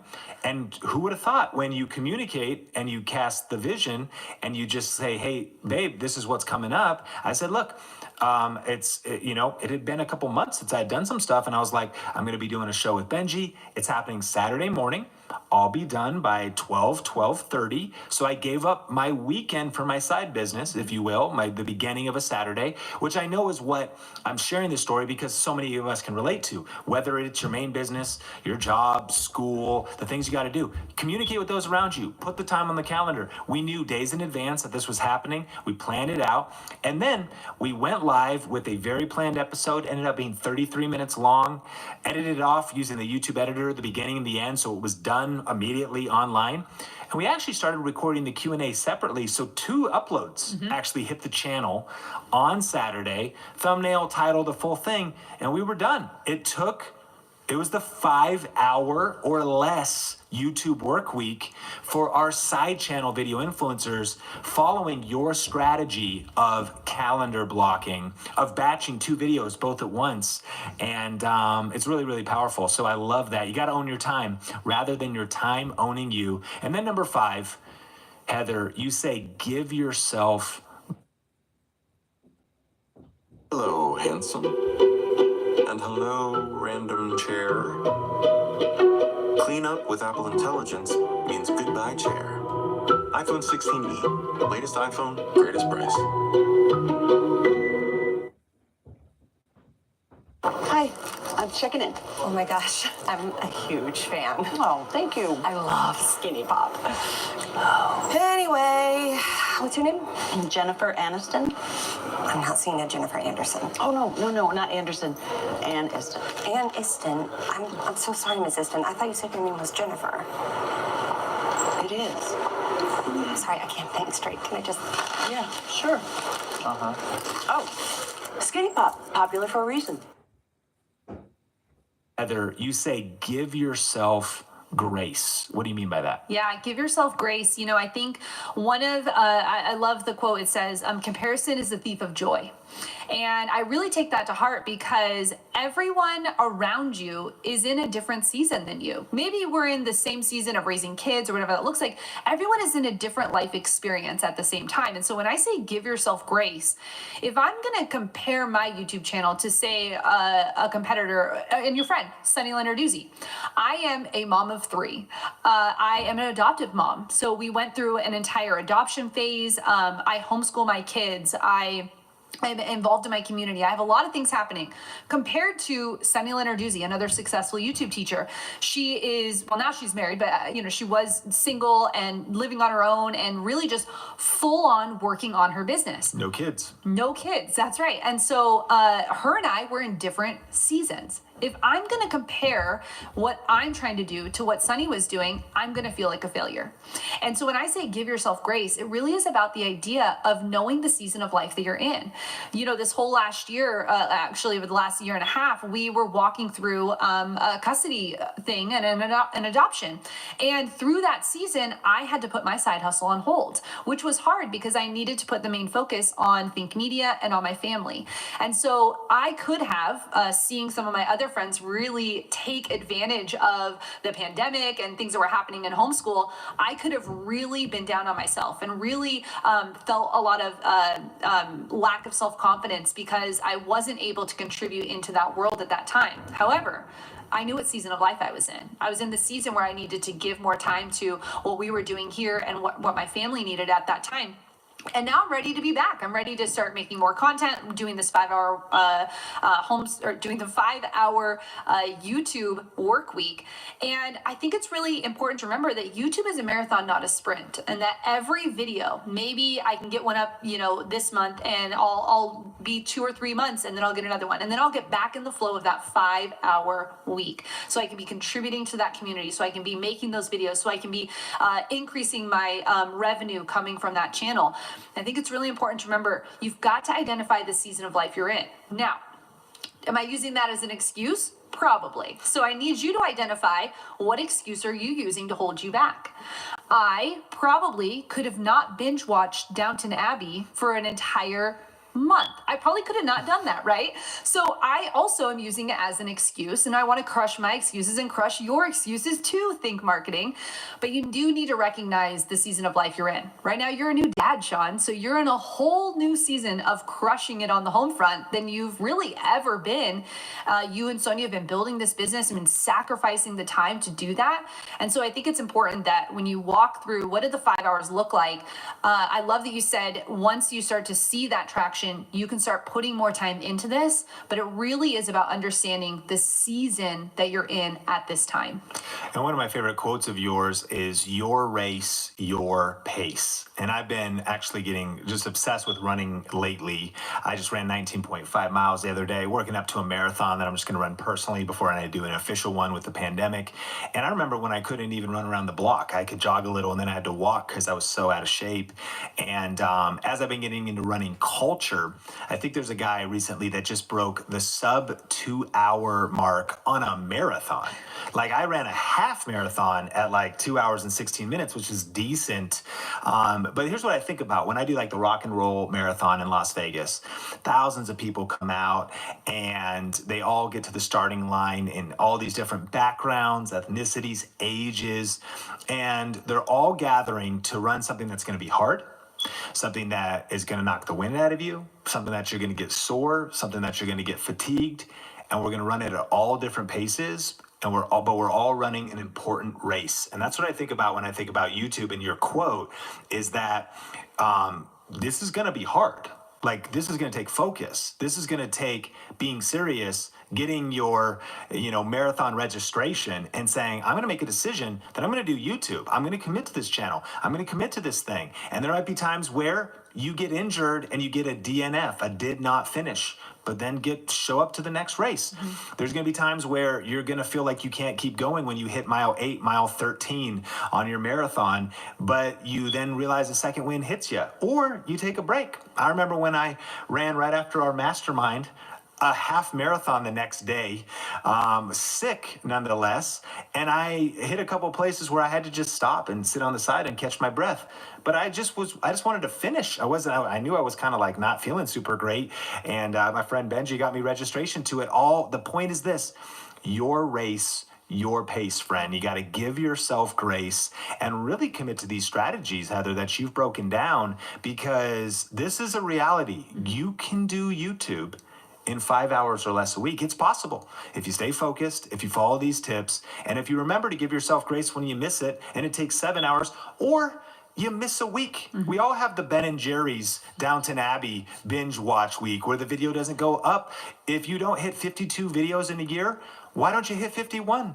If you don't hit 52 videos in a year, one a week, which is pillar number 3, one significant post a week, 30 is better than none by just stepping out there and taking action. And as we land the plane, that's been the journey of Think Media as well. Before we met, when I had a full-time job working at a church and freelance client work and juggling multiple different things, I, on Think Media, was putting a significant post out, as many as I could get out a year. I think in those days I was doing some very strategic videos following what we teach in our kind of core training program called Video Ranking Academy. And that's how I got to here today. Mm-hmm. Probably got 25 videos a year, 35 videos a year, but they ranked in search. They got views when I was asleep. They started generating money with affiliate marketing, and I was giving myself grace. I wanted to do more than that. There was times where I was like, ooh, Black Friday, Cyber Monday. Oh, here's an opportunity. But then my work scheduled a bunch of things. I was like, okay, I can't, I'm going to miss those. And you feel that tension.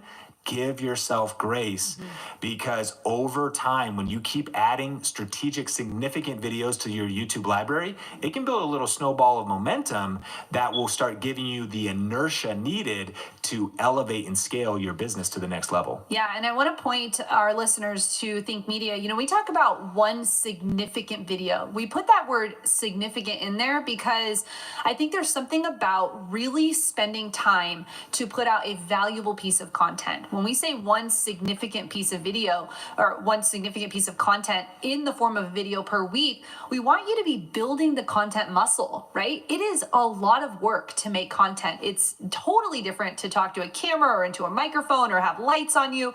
It's not a normal scenario to be in. So when we say a significant video, we want you to just get 1% better every time you're making a video.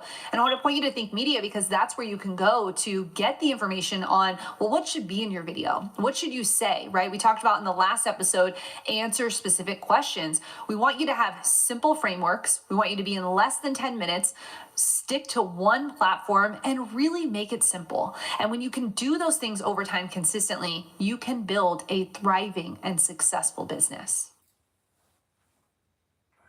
Last month's massive solar flare added a 25th hour to the day. Businesses are wondering, what should we do? I'm thinking company-wide power nap. Anything can change the world of work. From HR to payroll, ADP designs for the next anything. I love knowing Elk products contain quality ingredients. This is my family's organic cotton farm in Lamesa, Texas. We're working hard to produce a crop that's beneficial to women. There's just a whole lot of love put into this operation. Well, that was the conversation around how to create one significant piece of content per week on YouTube. And this is so important if you are limited on time. Of course, we'd want to make as many videos as we could, but if time is the variable, then we want to make sure that we're eliminating all of the confusion, making one significant video and focusing on one platform first.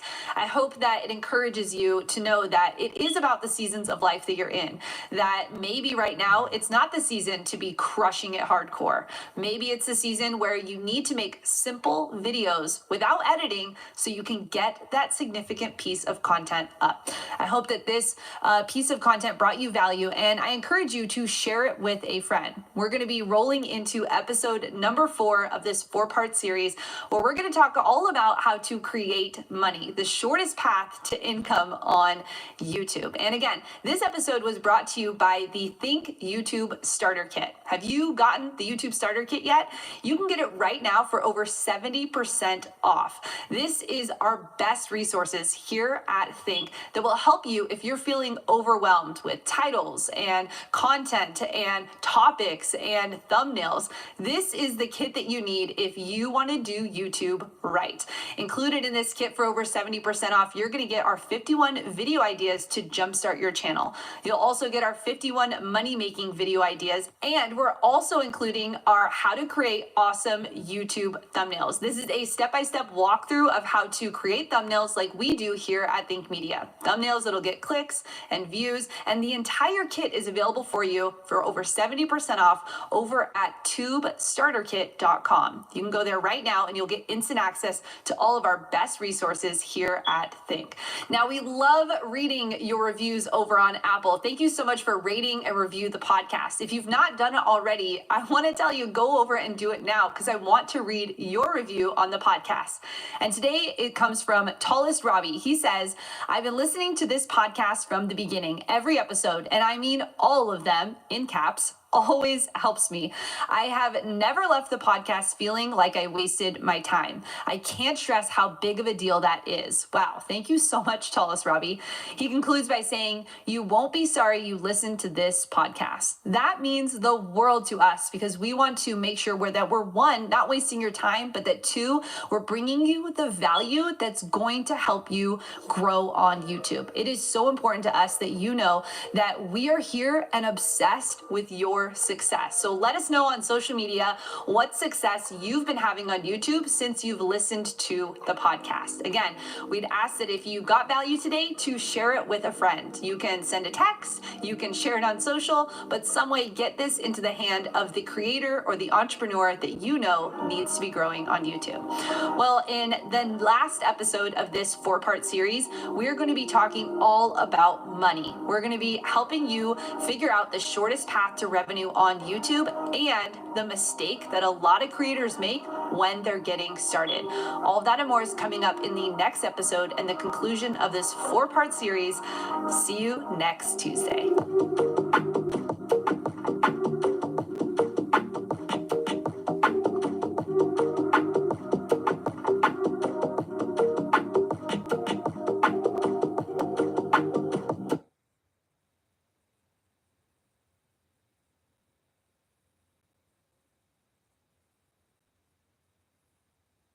you've started your YouTube channel, but it's not making any money yet. Well, in this video, we're going to share with you 5 ways to get started making money on YouTube right now. And if you're just joining us for the first time, or you've been watching or listening to the podcast, my name is Heather Torres, and I am your host of the Think Marketing Podcast. I want to welcome you to today's episode.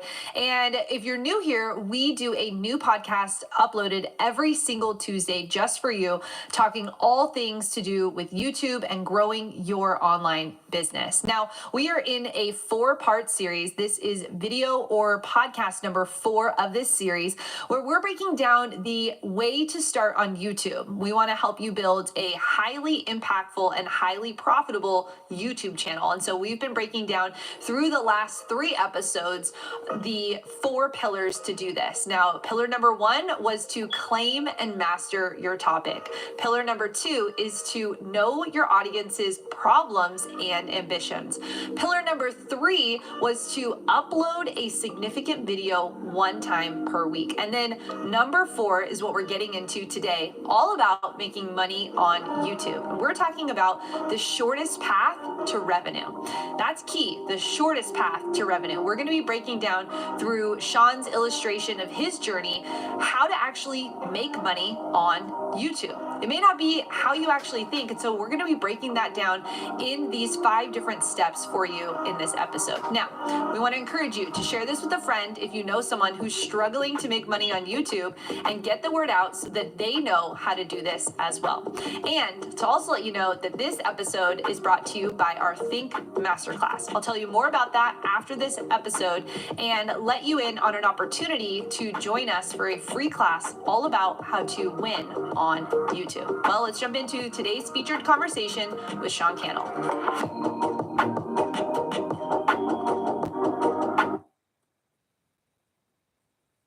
I'm Philomena, founder of Ken Apparel. I love my natural hair, but not what hoodies and hats were doing to it. So I made my own satin-lined hoodies and created a business in the process. I've got big dreams, and Chase for Business in Philly was like, all right, how do we get you there? Get financial guidance from bankers in your community and convenient digital tools all in one place. Learn more at chaseforbusiness.com. Make more of what's yours. Real customers compensated. JP Morgan Chase Bank and a member FDIC. So we've walked through claiming and mastering your topic, understanding your audience's problems and ambition, posting 1 significant video per week. And now, Sean, we're going to be diving into probably your favorite topic, and we're going to get into your story, but it's the shortest path to revenue. And I say it's your favorite topic because this topic is what allowed you to become financially free. It's allowed you to be at home with your wife and your child.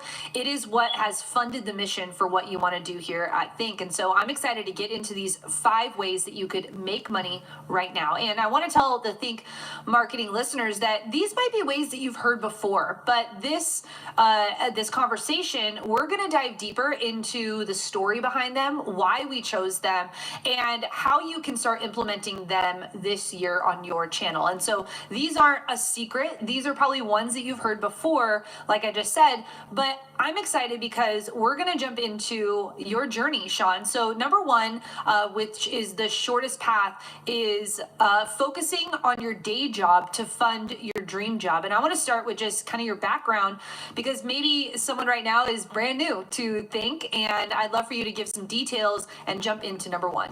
Yeah, when it comes to making money on YouTube, this might seem not like we're dodging the question, but the truth is when you upload that first video on that first day and you only get 1 view or no views and you have no subscribers, we're not going to make any money that day.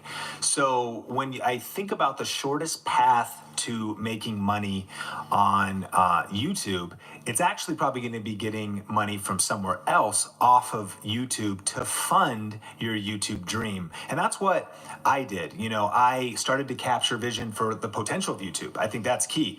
Think about when you have 10,000 subscribers, 50,000, 100,000. Think about when you've got hundreds coming in a month, thousands a month, even when there's none coming in a month, and then invest in that. That's the reason you start any business. That's the reason you join a network marketing company, you ride share, you have a vision for the future. I had a vision for what I wanted to have happen on YouTube, but at the time, I was working at Red Robin. I was waiting tables. I was part-time at my church in our small town called Marysville, Washington, an hour north of Seattle. And I was using my day job. Now, my spouse was also working as well. Sonia had 3 different jobs. She was waiting tables at a place called Ivers in Mukilteo. She was a barista at Starbucks, and she was also a nanny for our friends TJ and Kevin. So we're working all kinds of different streams of income, and we were using that to pay our bills, but we were also using that eventually to invest in YouTube. In 2009, I started a media company called Clear Vision Media, which was just really me freelancing. And I actually took out a loan to start it, but the way I was going to pay down the loan, I went to prosper.com to take out a loan so I could buy a camera and buy a computer. Was I thought, okay, if I don't make any money from freelance work or from YouTube or from this side hustle, then I will pay it off with tips from Red Robin and from working at my day job. So again, and I think a lot of people are in this situation listening to this, but this is the thing, to get the money somewhere else. Focus on your day job to fund your dream job, and think about how you can maybe streamline that. You know, I was willing to really work hard for the dreams that I've had. So I worked 3 days at Red Robin, Thursday, Friday, and Saturday, busiest days of the week. And I did what was called doubles. That means you work the AM shift and the PM shift. So I was able to work about 32, 34 hours in 3 days. I was definitely crushing, rock stars, Red Bulls. In those days, it was Wired's. They were, Wired energy drink.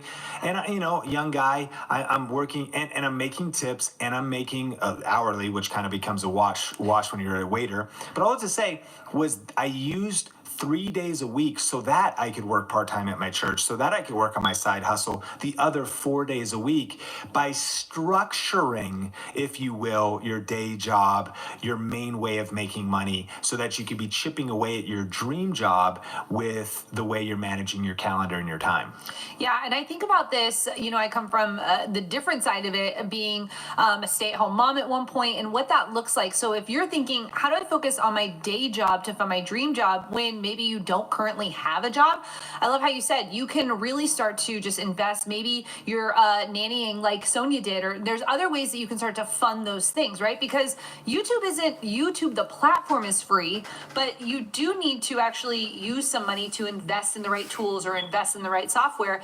So I'm excited to get into number 2, which is to start a side hustle. And that really can be the next catalyst into the shortest path to revenue.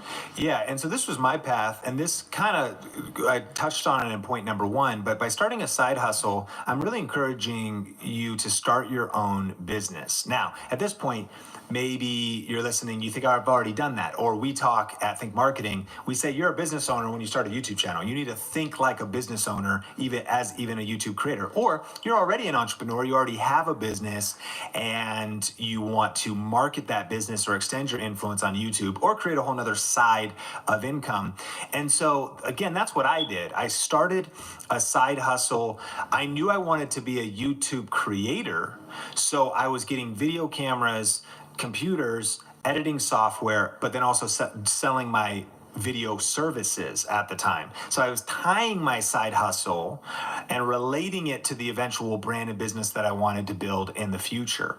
And this was just assuming you need some extra money, because you want to think about your YouTube channel like a startup that you would invest in. How much would it cost to open up a local coffee shop in your city? You're going to lease some office space or restaurant space.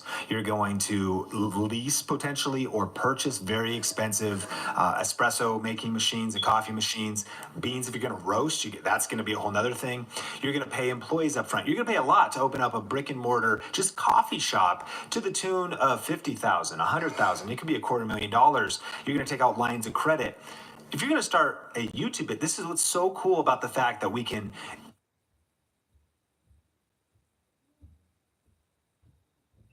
enter into the space of making money online, making money on YouTube. It is such a low cost, low risk investment. Even if you invest in some education, like some kind of training or an online course, even if you buy a camera, even really expensive cameras, like if you spend $10,000 on your side hustle on YouTube, you could you got the best software, best cameras, best training, you'd have a lot of stuff happening for you. And that is a drop in the bucket compared to what you would pay to potentially start a different different type of business. So again, we're talking about money for the mission, and what you're going to do, to the coffee example, is you're also probably not going to be profitable in any kind of business you start for 2 to 3 years. And so if you open up that coffee shop, that's why you have lines of credit. You've spent maybe that $250,000 investing in employees ahead of time. You're not showing profit, not in the first month, not in the first year, maybe not in the first 2 to 3 years. Now, the cool thing, again, following our strategies, maybe you have a viral video, maybe things happen quicker for you. But the reason I want to really hit this, start a side hustle, is find a way to make extra money to fund the bigger brand or bigger business that you want to build. And so for me, that happened to be because I was so good at video, doing Clear Vision Media, my media business, but this could be real estate. Like Steve Panette wanted to start growing on YouTube and other video platforms when he joined Video Ranking Academy, but he already had a successful real estate business. So he was talking about injecting more, traffic and awareness into his existing business. It could be network marketing. Tara did essential oils and doTERRA. She ranked some videos for doTERRA. So she already has a vehicle to make money, her own business, a network marketing company, doTERRA. That's her side hustle or her main hustle. And YouTube is then more traffic injected into that. But even if you don't have YouTube traffic yet, you can still pound the pavement, call somebody, talk to your friends, get your cousins, do whatever it can to build your business outside of just uploading a video, posting and praying. Hope is not a strategy, just hoping that video breaks out. So think about your side hustle, and it could also be things like you might want to do ride share, or maybe you freelance your services. Like if you can do admin work, like if your dream's to work from home, maybe you can upload your services on Upwork.com and you become your own VA. You edit videos for somebody, you transcribe videos, you do all of the different services, graphic design, you do what's your sales on the phone, a lot of things you could do from home, finding a way to fund your dream job while you have a day job. Yeah, and that last point that you make, I think, was a really good spotlight. It's the idea that working towards where you want to go, right? So when you think about the one-off jobs that you did, they were very much related to the things you're teaching now, right? And I love the idea of, really evaluating back in number one, which is claim and master your topic. What are you passionate about? What could you right now just start helping a business with? And I was kind of in that similar realm. I was helping different small businesses just post on Facebook. It wasn't I wasn't getting a large salary. I was getting a couple $100s a month that was then going towards what I knew I wanted my future to be. So I love that idea about starting a side business. Now, we are not lawyers. We are not tax attorneys. We're none of those things. But I think it is more so rather than going out like, yes, you need this LLC or you need an S Corp, whatever that stuff is, definitely research those things. But it's the mindset, right? It's coming in with the mindset of a business owner. I think when you treat YouTube like a hobby, it will give you dividends like a hobby. A hobby is something you spend money on. You don't normally make money back from it, right? It's an enjoyment, it's an entertainment. But when you have a business and you're focused on business and you look at YouTube, even if it's 5 hours a week, like we just saw in the last episode, you can start seeing income when you're correlating those other things to this YouTube channel. So I love that idea of ride sharing. That could be part of your YouTube business, right? Because you are looking at it as a holistic approach to what you are doing. Love that. Yeah, and where this really gets exciting, and we've never taught this anywhere before, I think in this exact way, but this also, when you streamline everything, gives you the opportunity for this. Your goal should be to master the topic, do the thing, and then teach on the topic, teach the thing. And so look at how this works. Because I started Clear Vision Media, I knew that also on YouTube, I had a video production business, but then on YouTube, I was also teaching people about video production and doing affiliate marketing related to cameras. When I think about Nicole from Kids OT Help, she was actually doing kids occupational therapy, client coaching or client work, or even with a day job. And then teaching, as she was sharpening her skill in that arena, teaching that on YouTube, now able to do it full time. You take somebody like Ben, again, living in the world of learning about, he was a personal trainer, and now he teaches ketosis and things like that. So when possible, if you can make your side hustle connected to your YouTube channel, talk about rideshare. There's a blog that I know about. It's called The Rideshare Guy. So he continues to do rideshare. Why? So he's in the trenches, getting video ideas, getting examples, and then how's he make money? You get affiliate credit when people sign up for Uber, Lyft as drivers. You get credit for helping people with the best GPS or affiliate marketing to fixing their car or car loans, like a million things. Because you're actually in the trenches doing the thing. When you're, Tulin's another example of one of our Video Reiki Academy students from a while ago. She's one of the top Beachbody coaches. She was a plus size fitness coach, kind of a niche she carved out, 100,000 subscribers on YouTube. And she is doing the thing by actually doing the Beachbody workouts, helping people in her downline, on her team, etc. And then also teaching about that on YouTube. It only makes your content sharper. And that was my vision. As I saw ahead, I was like, I'm going to grow my affiliate income, grow my YouTube ads as long as it takes. But in the meantime, I'm going to be in the trenches doing freelance work through Clear Vision Media, wherever my jobs take me. For a while, I was director of communications at a church.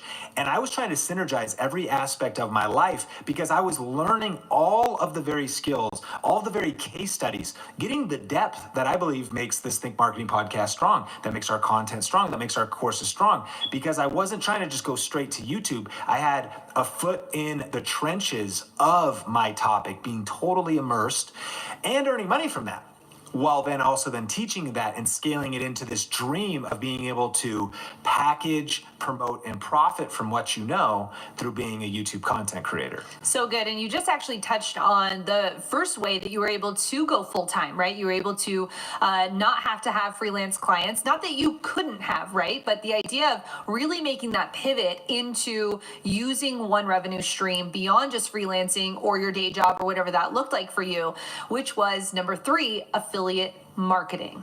Yeah, so we, number one, talked about, first of all, you want to focus your day job to find your dream job. Number 2, you start your side hustle, start your own business. I started Clear Vision Media. And then number 3, affiliate marketing. And here's when I learned about affiliate marketing, this was my story of why it got so exciting.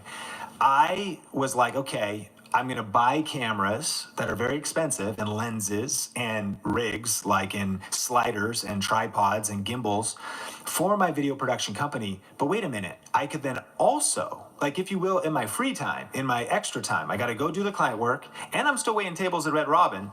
But on the weekend, I could shoot a video reviewing this camera that I invested in and earn another stream of revenue off of it.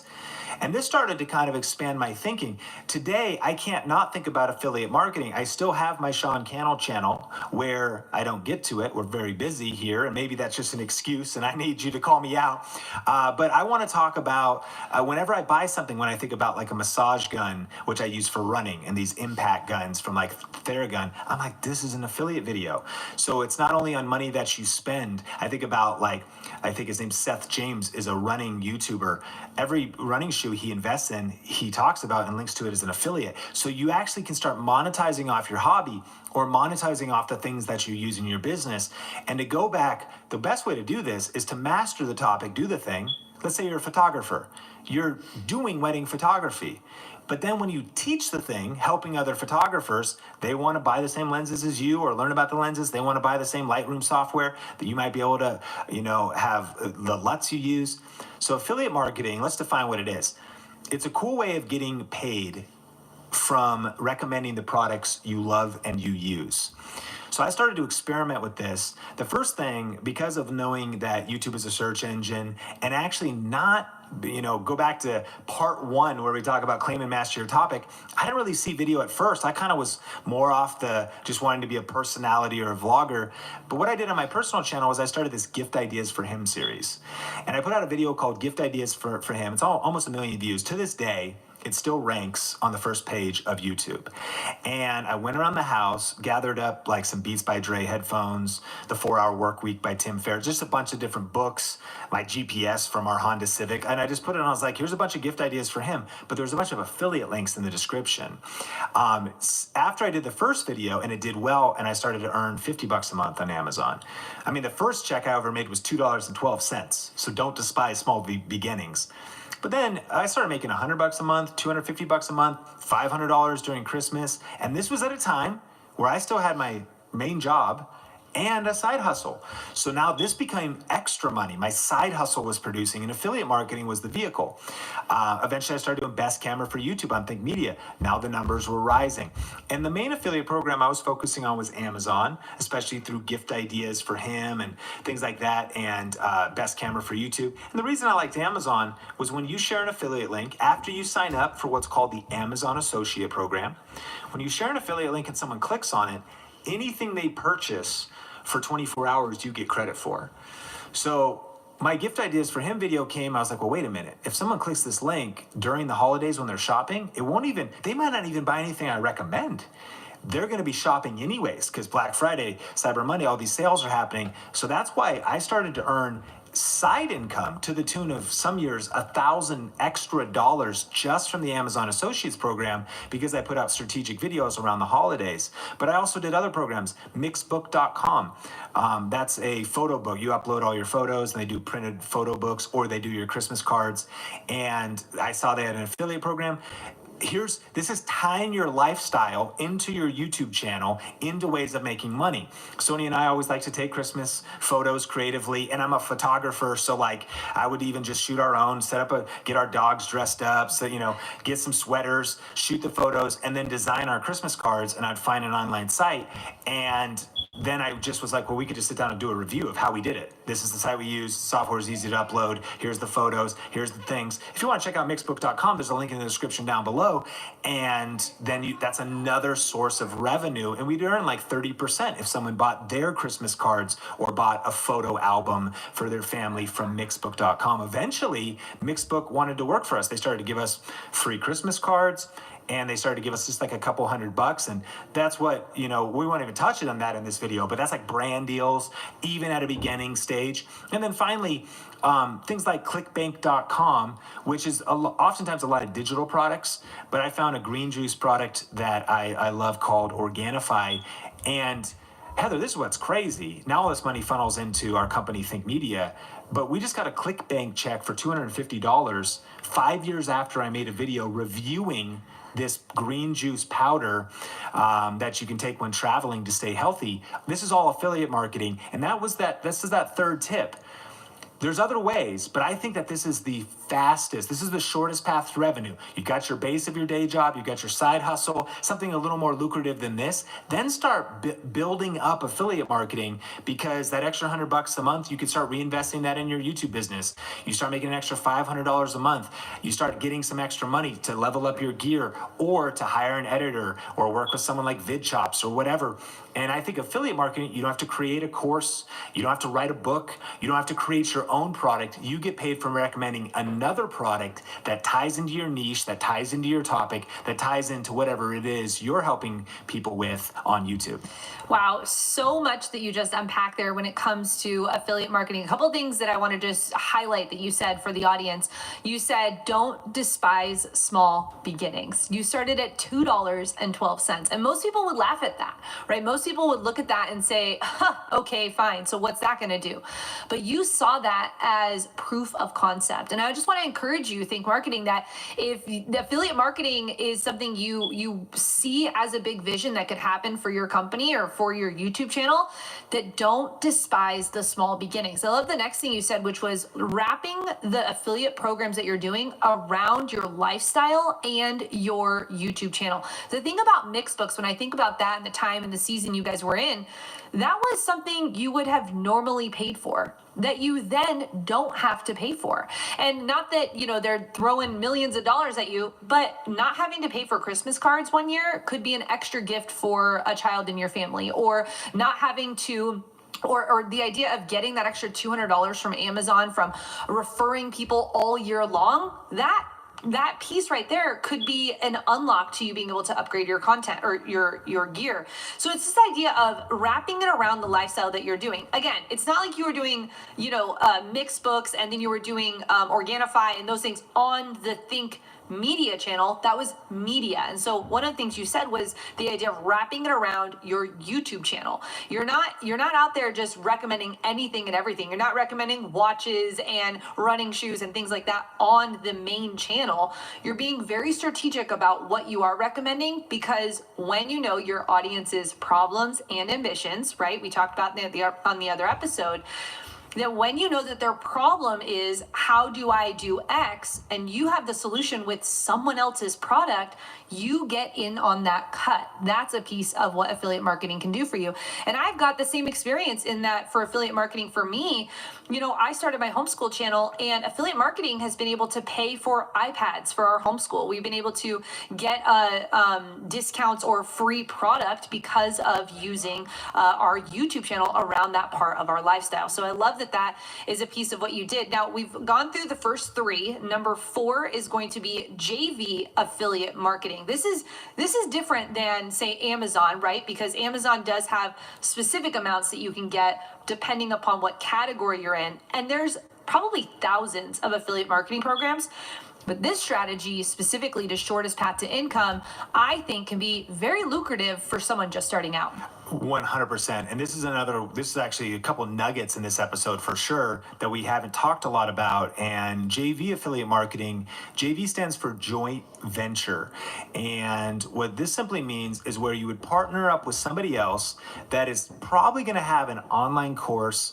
Maybe they have coaching, maybe they have an event or a virtual event, and a JV partner, a joint venture partner, gets a cut when you recommend that typically digital product. Now, I mentioned ClickBank before, and Organifi happen to be a physical product, green juice powder that they ship out, but the majority of clickbank.com's products are a lot of stuff on marketing, on maybe investing in stocks or things like that, but they've got like how to prepare for a marathon, how to prepare for an Ironman, how to study the Bible. They've got a lot of digital courses. And to break down what JV marketing usually looks like, typically you will earn anywhere from 25%, 50% is very common, and even up to 75% or more of an affiliate commission on maybe something that costs as much as $100. So another tip for number 4 would just also be to also say potentially higher ticket affiliate marketing. Sometimes if you promote someone's offer, it actually could be something like teeth whitening or skincare. And sometimes if someone purchases the thing and it costs $200, they give you almost all 200 of that, potentially, because if it's like a dentist or some kind of company, they want that customer to then hire for like teeth surgery later or something. So there's things you can look into. But related to JV affiliate marketing, when I started to learn about this, a great example is my friend James Wedmore. Years ago, back when I'm trying to find the shortest paths to revenue so I can reach my dream of going full-time on YouTube, he had a program called Local Video Academy. Now, people are already following me for what's the best camera, for how do I get better at video. And he actually was teaching a method of how to do video marketing for local businesses. Now, again, I was actually doing video marketing for local businesses. I knew a lot of what was in this program, but I didn't have the time or necessarily even the know-how or the process it would have taken me to actually create this training program that he had to help other people do this. So what do? You partner up. Now, how do you sign up for one of these things? You maybe discover a person that has a digital product. You see if they have an affiliate program or a way to be a JV for them. And I usually go to the bottom of the website and I signed up. Now, Local Video Academy costs $2,000 because it was helping people, it was giving them basically a business so they could go charge local businesses for doing video marketing for them and helping them with, again, all that kind of stuff. And so I made a video on my YouTube channel about it. Video did not do very well. It's kind of just a review or a promotion of Local Video Academy, and it got, I think, less than 2,000 views, but there was a couple different price points. I think if you did, they had like some done with you, it might have been like 3,000, and then there might have been one that was like 1,000, and the affiliate commission though, Heather, was 50%. Wow. So when you talk about on Amazon, I'm making $55 at the end of the month, or I'm making $350 at the end of the month or whatever, that's great, and that's a little smaller ticket. In this particular case, I earned, I want to say it was either $1,000 or $1,500.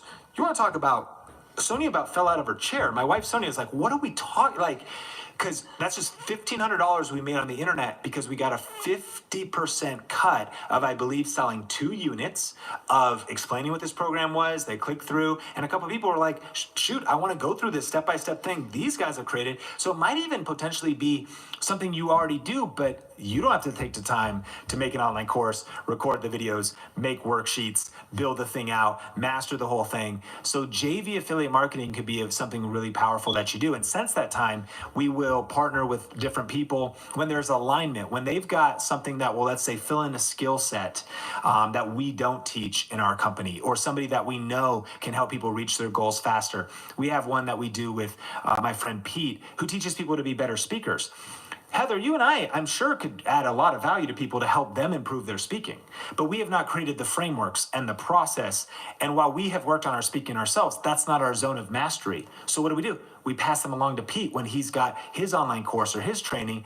And oftentimes the affiliate commission might be 30%, might be 50% or 75%. And as your email list grows and as your influence grows, JV marketing can actually become some people's main businesses. They go, I'm never going to create something myself. I'm going to kind of be the guy that everyone looks to for what is the best. If you review the programs, or you know who's who, or you're just introducing people to other opportunities, typically as digital courses, and you can get very generous affiliate commissions in the middle there. And this is actually why we started, we don't really talk about this much either, but it's VRApartner.com.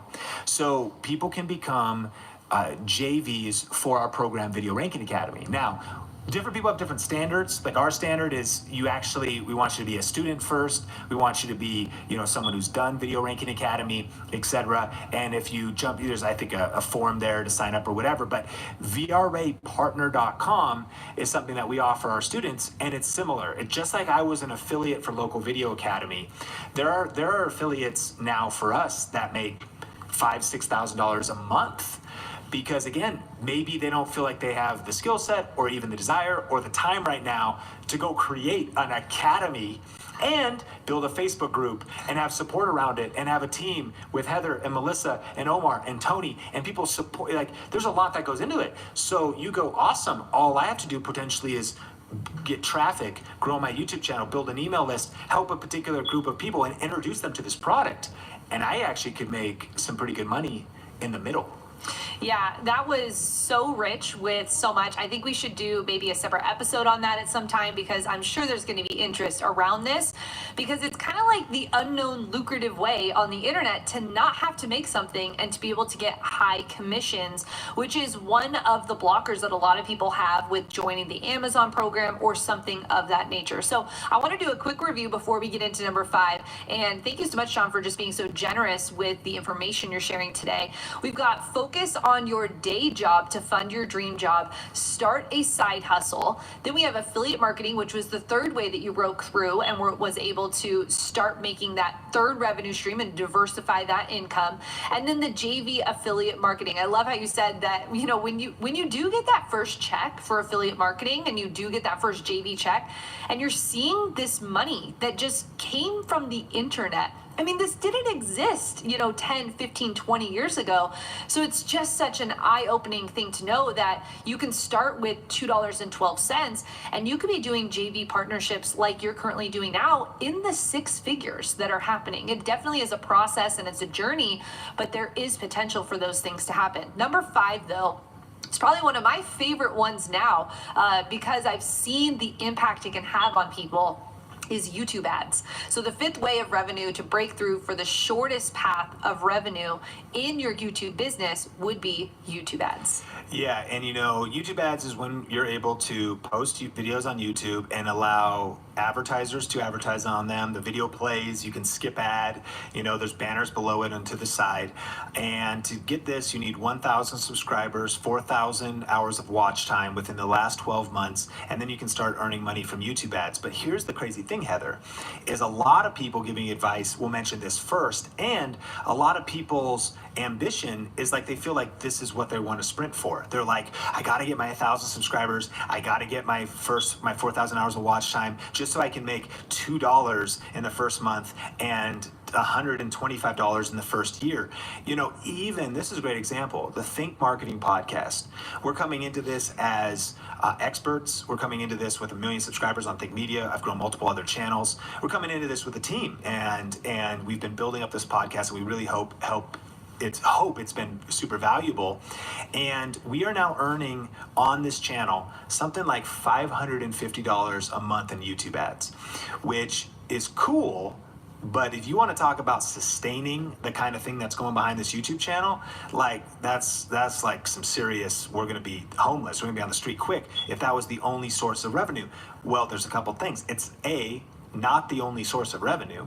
B, we are funding it. Think Marketing is we want you to think the same way about your YouTube channel. We're bootstrapping it. Our day job happens to be Think Media. Our side hustle happens to be it's investing in the next thing. And so YouTube ads is too many people's first focus, when here we're saying it should be like your fifth focus, because first, focus on your day job. Second, get a different side income of money, not even necessarily related to YouTube, but connected to your vision. Affiliate marketing, JV affiliate marketing. And then, if you're posting consistent content and you're building up your views and you're building up your subscriber base, you may hit a tipping point where YouTube ads start to become relevant. So an example is February 2012 on Think Media, I earned something like $60 that month in YouTube ads. So now it's getting like, that's groceries. Like that's a night out with Sonia. Like that's cool. Now, I also remember that month I earned $250 from Amazon affiliate marketing. So now we're talking, $310 February 2012 from those two income sources. And again, later that year, promoting Local Video Academy and then getting a check for $1,500, stacking it all up, stacking these streams of income up. But fast forward to today, and Think Media earns between $25,000 and $30,000 a month profit from YouTube ads. And that's years later. It's grown into a whole nother thing. This is no longer just Sean shooting videos in his bedroom, but YouTube ads are something that are almost like, my friend Roberta Blake says, is like a tip jar. Like, it should not be your main focus. Think of it as the little bit extra, and if you look over there, you might be like, oh, cool, there's some money there, or wow, like that's awesome, or look what we can do now. But it shouldn't be your main strategy. The first 4 tips, I think, is where on this pillar principle, claim and master your topic, discover your audience's problems and ambitions, begin putting out 1 video a week, and then find the shortest path to revenue. Focus on these first 4 tips. But then let YouTube ads kind of come in, and eventually you can stack them all. So eventually, my story of going full-time, it officially happened October 2015 when I got fired by all my freelance clients in 1 month, 3 clients, and I went all in on YouTube. Mind you, I went all in on the foundation of building up my channel for 5 years before that. A little bit here, a little bit there, really distracted. Wish I had Heather Torres in my life because I was chasing 14 rabbits, and we tell people to just chase one. Was not focused, but I was chipping away, and I did have some momentum and some money coming in and some things happening. And I went full-time on YouTube from just YouTube ads and affiliate marketing through Amazon, reviewing tech on Think Media.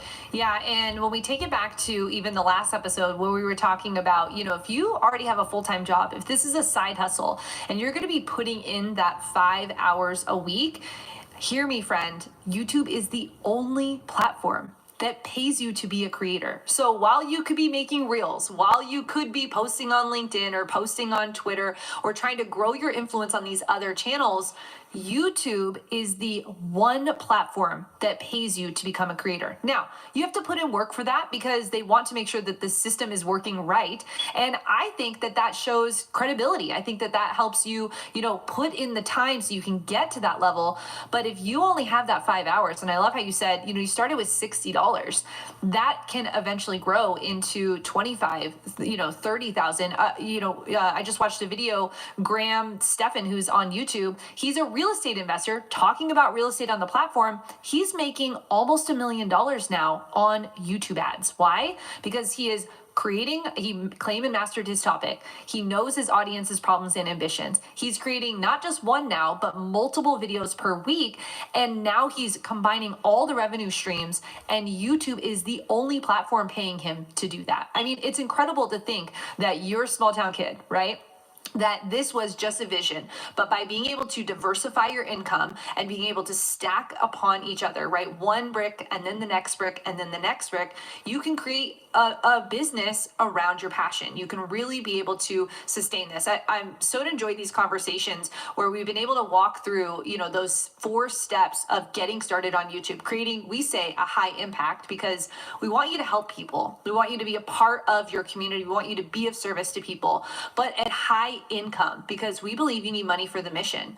You need to be able to sustain not just yourself and your family, but we believe that you should be out there using your money for good. And so having money for the mission, being able to, pivot from a day job into this, mind you, this is still a job for us. We're not like sitting around eating bonbons. We are working to make this happen, but it's shifting into the idea where you and I were sitting here before we were recording, and I said, can you believe this is our job? Like, we get to make fun content for creators all day long, helping them with the lessons we've learned in life. And so I just really want that for you, Think Marketing. And I've been so encouraged. I've been encouraged by being able to walk through this, these 4 steps with you.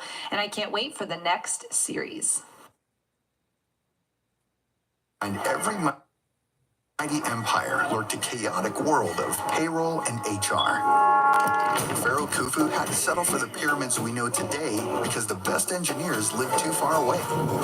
If only Khufu could hire and equip the talent he needed, who knows what the 7th wonder of the world would be. Whoa, that's the most beautiful cubamid I've ever seen in my life. The Aztecs were inventive engineers who created floating gardens. Meanwhile, Venetians struggled to grow food. If only they could have relocated the Aztecs to Italy, the country would be swimming in avocados. Mamma mia! Even today, companies still live in the past when it comes to payroll and HR. Christina and her team try to keep up with local changes in 30 different countries. Thankfully, they now have one partner to do it all. Deal can hire, manage, pay, and develop a global workforce, all while staying compliant. It's the only global-first people platform in history.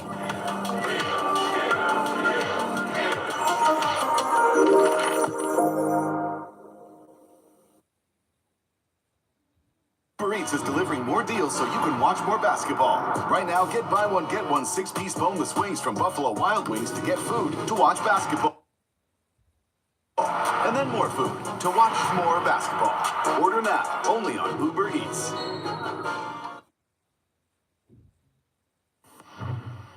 Well, that was a power-packed episode with the 5 ways to start making revenue online on your YouTube channel right now. So many nuggets came out of that one. So I encourage you to re-listen to this one if it went too fast, or if you're like me and you love to really get all of the good notes out of an episode. And if you want to go deeper on YouTube and you want to learn the 3 secrets to success on YouTube, Sean Cannell is also sharing with you a free YouTube class. This is a brand new and updated class for you to take. You can go to tubemasterclass.com and register for that class. It's a full 1-hour class where Sean breaks down his 3 secrets to success on YouTube and really dives into how do you make this sustainable? How do you make this work for you in any niche? And at the end of that, he shares with you the opportunity to go deeper with us here at Think. So you can register for that free class today at tubemasterclass.com. And here on the podcast, we love to see you rate and review the podcast over on Apple iTunes. It's amazing to be able to read your comments all about how this podcast is helping you grow your influence online. And today's shout out goes to Elsa. She said, I love it. Sean, Heather, and the guests they bring are extremely detailed and honest. Definitely guide you through the world of YouTube while giving you ideas to create and grow your business outside of YouTube. Must be adaptable as social media is always changing, and I enjoy learning and cannot wait to continue growing supporting my channel. I am so grateful for you, Elza, for being a part of this community, for sharing that on Apple iTunes, and for letting us know that these episodes are bringing you value and helping you grow your channel. This is the last episode of this 4-part series, so if you didn't have time or you haven't yet listened to the other 3, I want to really encourage you to go back and listen to those 3 so you can get all 4 pillars of how to build that high impact and high profitable channel on YouTube. Next week, we're heading into a brand new series, and I can't wait for you to hear it. We'll catch you next Tuesday.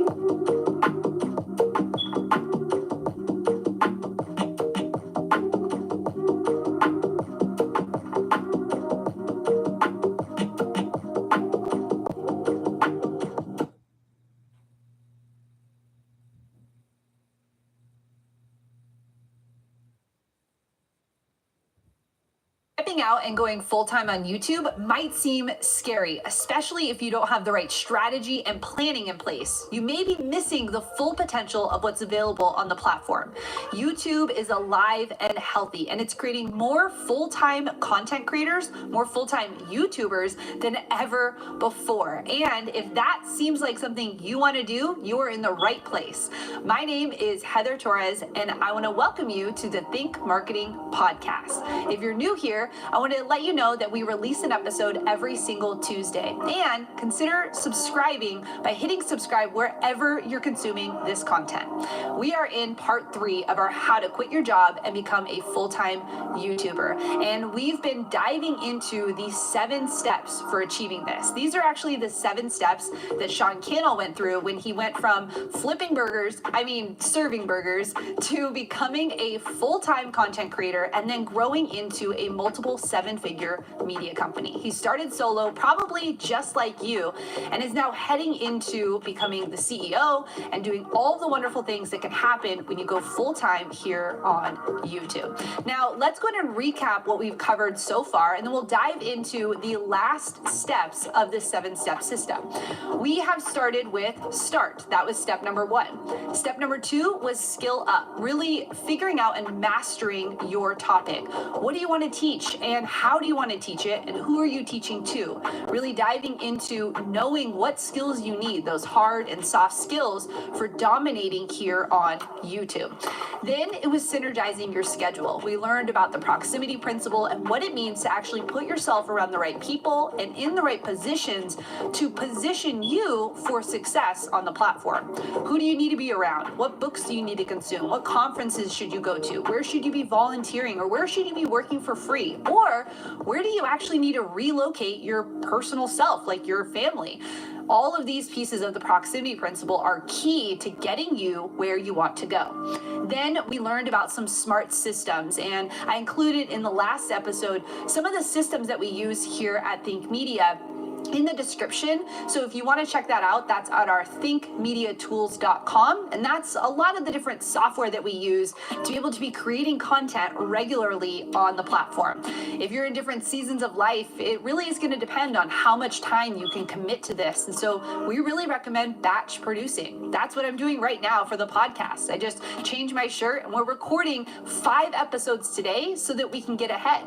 I'm a busy mom of 3 running this company, and I need to make sure that smart systems and smart software is what we're using to be able to get the right content to you as quickly as possible. Now we're going to head into the last steps of this system. We're going to learn about finding your sweet spot. Really, what type of content are you creating, and how are you able to differentiate yourself in the market that you're in?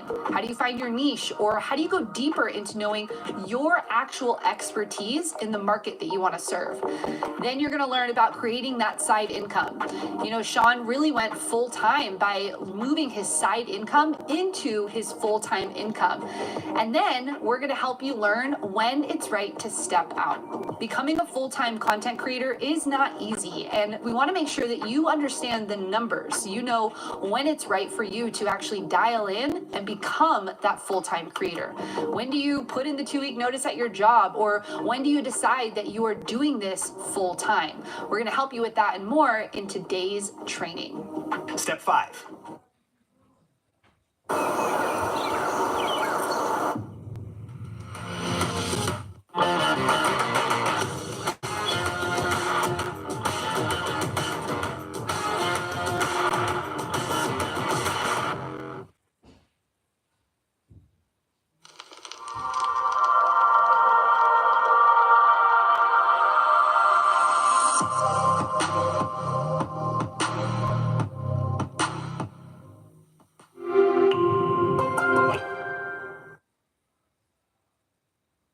down your sweet spot.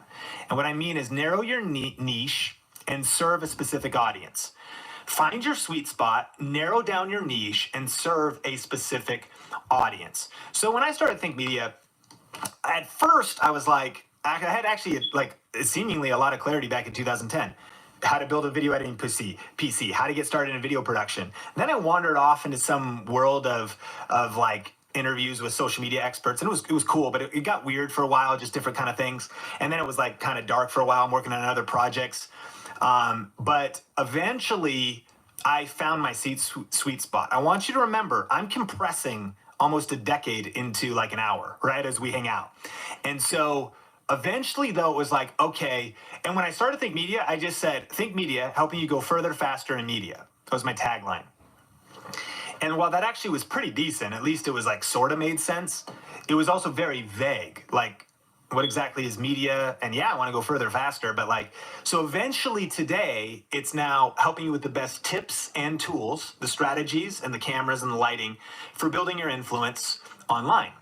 And so we talk about gear and we talk about strategies. But even in that process, there are nuances to our brand and the things that have worked for us that I discovered. And here's what it is.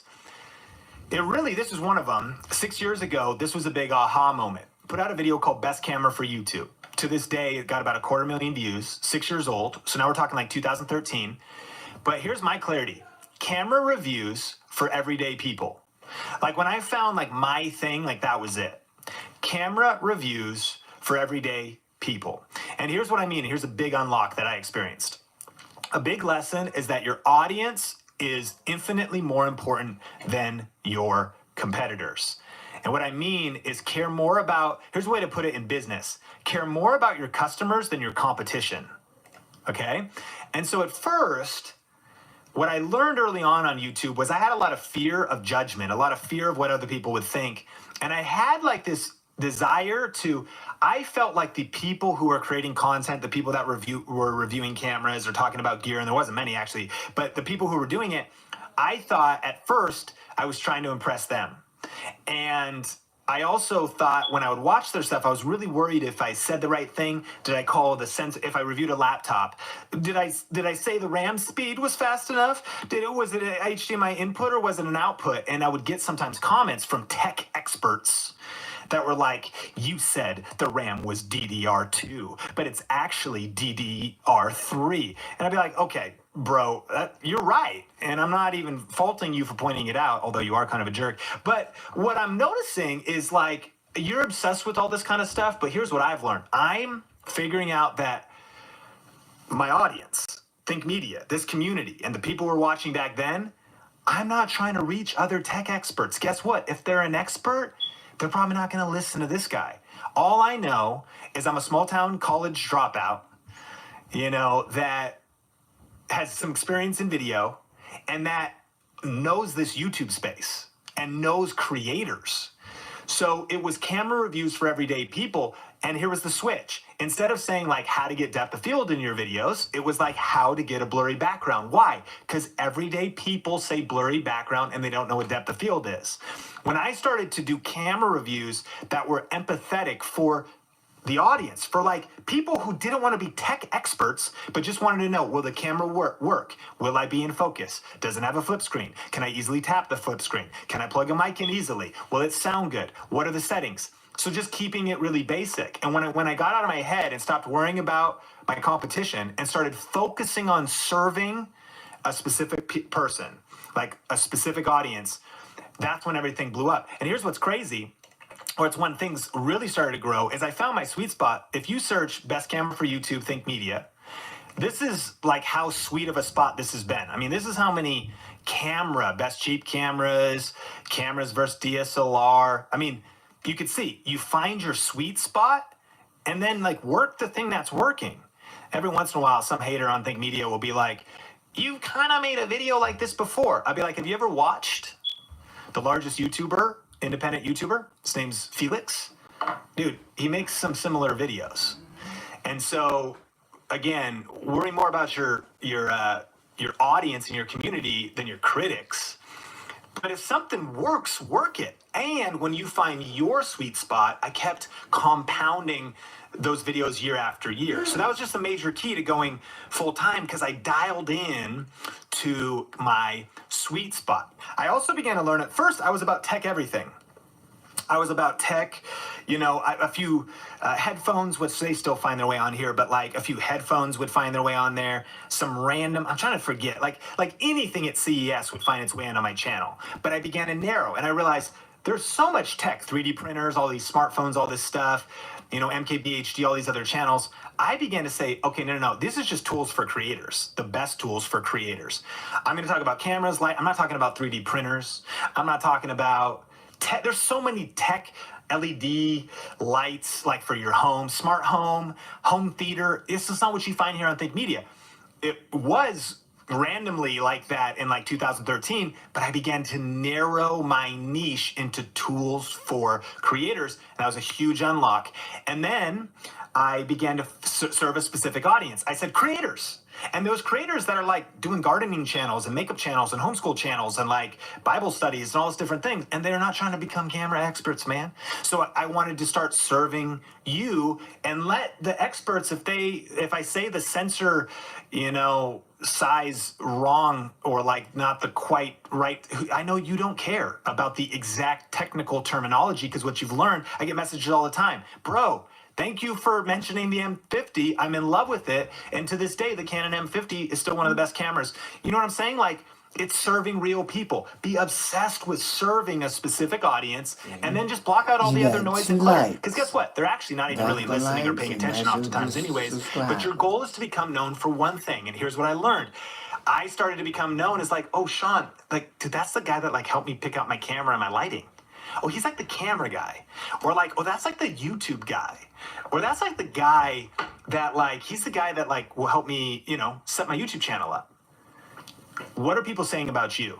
You want to go full-time on YouTube? You need to become the yoga tips girl. You're like, well, I do a lot more than yoga. Yeah, but if you want to become known, you got to become known for one thing. If you really want to blow up and grow, you got to become, niche down. If you try and reach everybody, you end up reaching nobody. And the world is so noisy, it's harder and harder than ever before to do variety content. Am I saying it's impossible? No. Am I saying you personally should not do variety content? No. To each his own. I'm just saying what I've learned. And I've seen this prove true across industries, even social channels, networks, businesses. You got to become known for one thing if you really want to break out. So what is the one thing you're going to become known for? Oh, that's the person that helps me with taxes. Or that's a person who is super funny. Like they make great comedy videos and one drops a week and I always laugh. That's the person who is like that weird family that lives off the grid and is like homesteading and they're so cool to watch.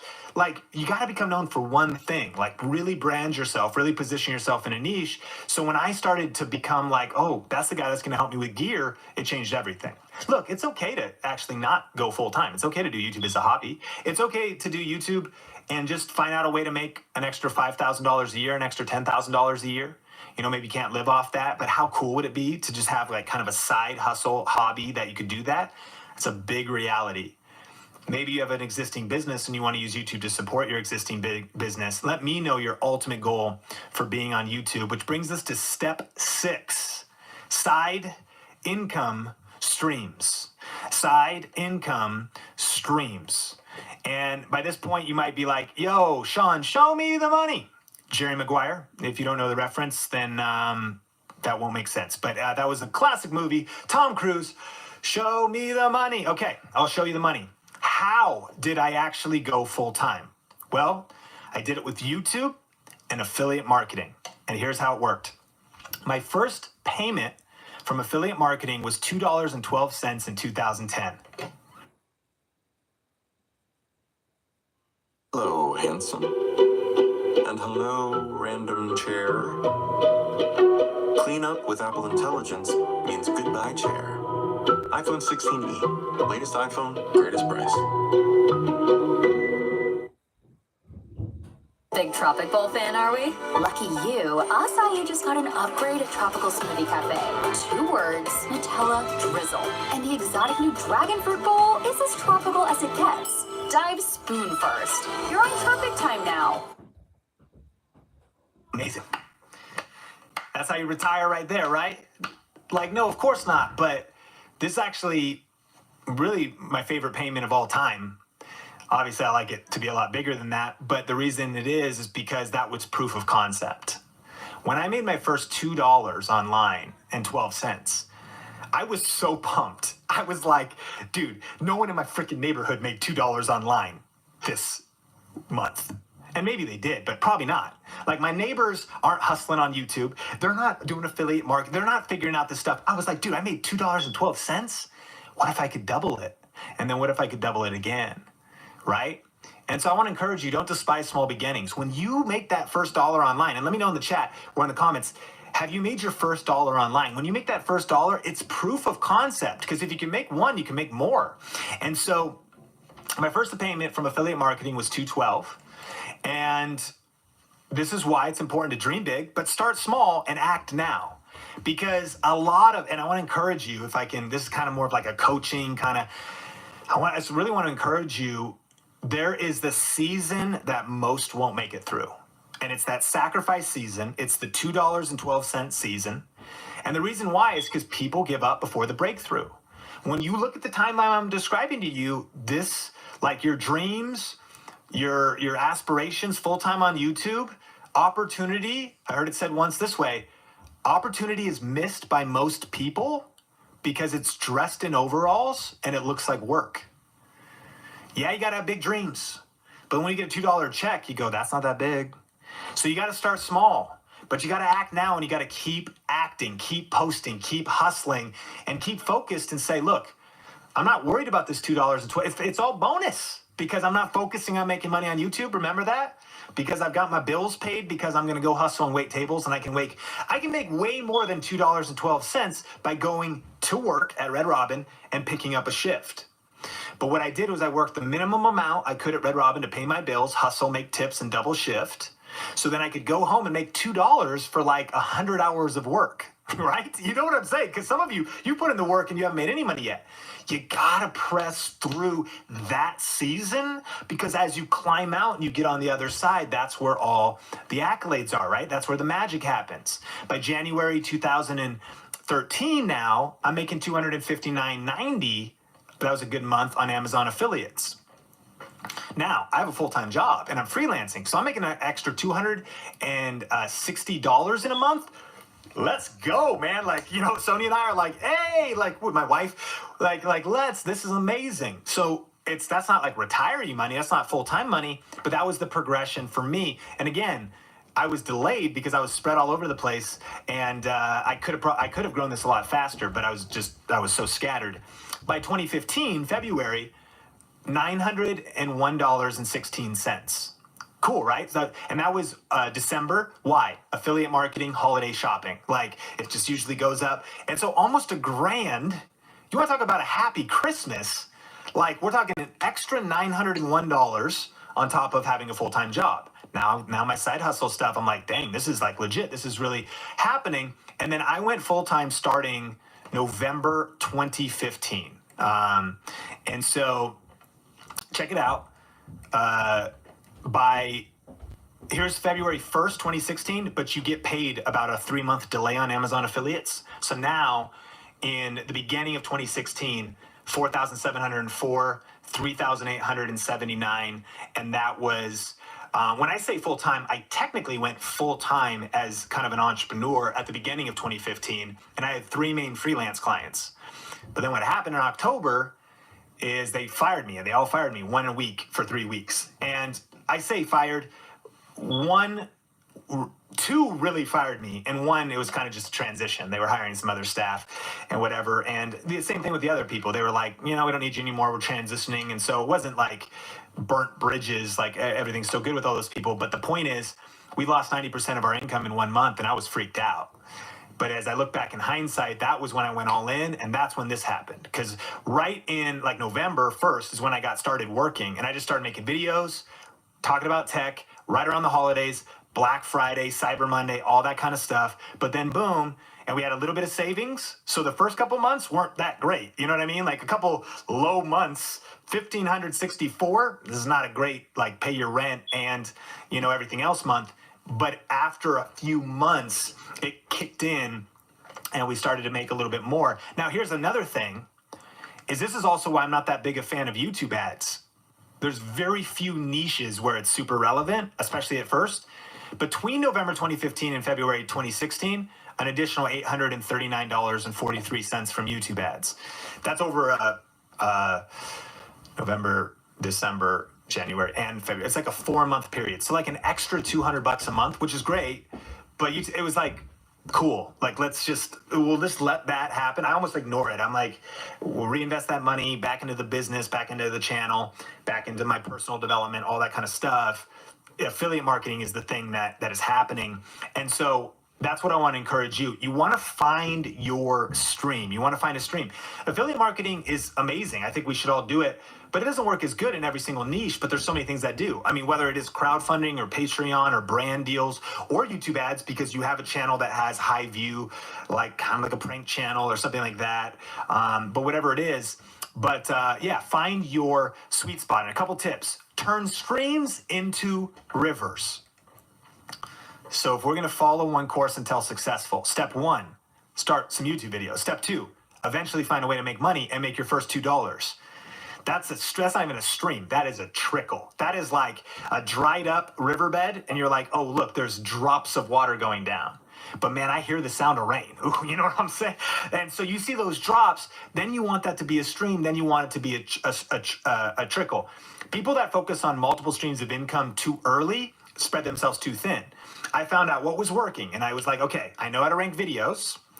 I know that I'm doing tech reviews and I'm doing that kind of stuff. I know about affiliate marketing. I know about YouTube. I'm going to get this thing. I'm not going to try to do anything else. I'm going to get this thing. So when I lost my clients, November, December, they was all in. I worked 60 to 80 hour weeks, videos. Because I realized if I can upload more, and maybe 2 videos didn't even do that good, but 1 crushed. If I can get more outputs out, if I can upload more, if I can do more research, whatever, turn streams into rivers. You want to find a little trickle and get it gushing. And what sometimes people do is they get their trickle to a stream, and then they actually starting another stream. And so if you're making $200 a month in affiliate marketing, for example, you don't want to take your eye necessarily off the prize on that thing. What you want to do is actually keep focusing on that thing until that stream becomes a river, instead of just having a bunch of baby streams everywhere. Makes sense? So really staying focused.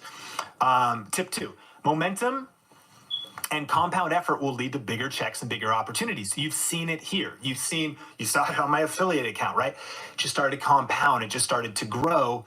And now that year, 2016, I hit 6 figures in affiliate marketing. I believe. I got a screenshot for you, actually.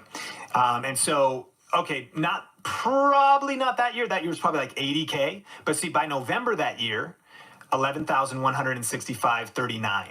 Pretty cool, right?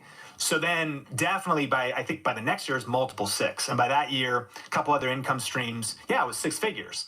So all of the proximity principle and all of the groundwork I laid and all of those things began to really come into fruition at that jump off point in 2015. And so,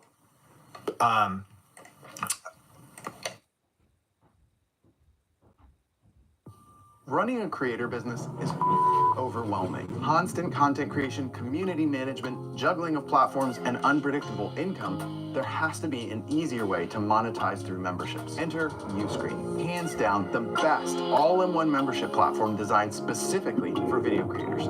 We help you generate consistent subscription revenue without losing your mind, with powerful monetization features, easy distribution across devices with a branded membership site and apps, sleek video organization and streaming capabilities, and community tools built to engage and retain more customers. Uscreen gives you the power to connect with your audience like never before, and the VIP treatment from our team of experts on hand to help you every step of the way. To make consistent, reliable revenue while keeping full control of the brand and business you've worked so hard to build. Start your membership journey with Uscreen today. Good morning. Good morning. What's in these? What am I tasting? Doritos? And Mom, there's a woman in the other room. Who is that? Maybe she's a ghost. Can I help you? Today's the day. Close the box. She needs the light to make a shadow.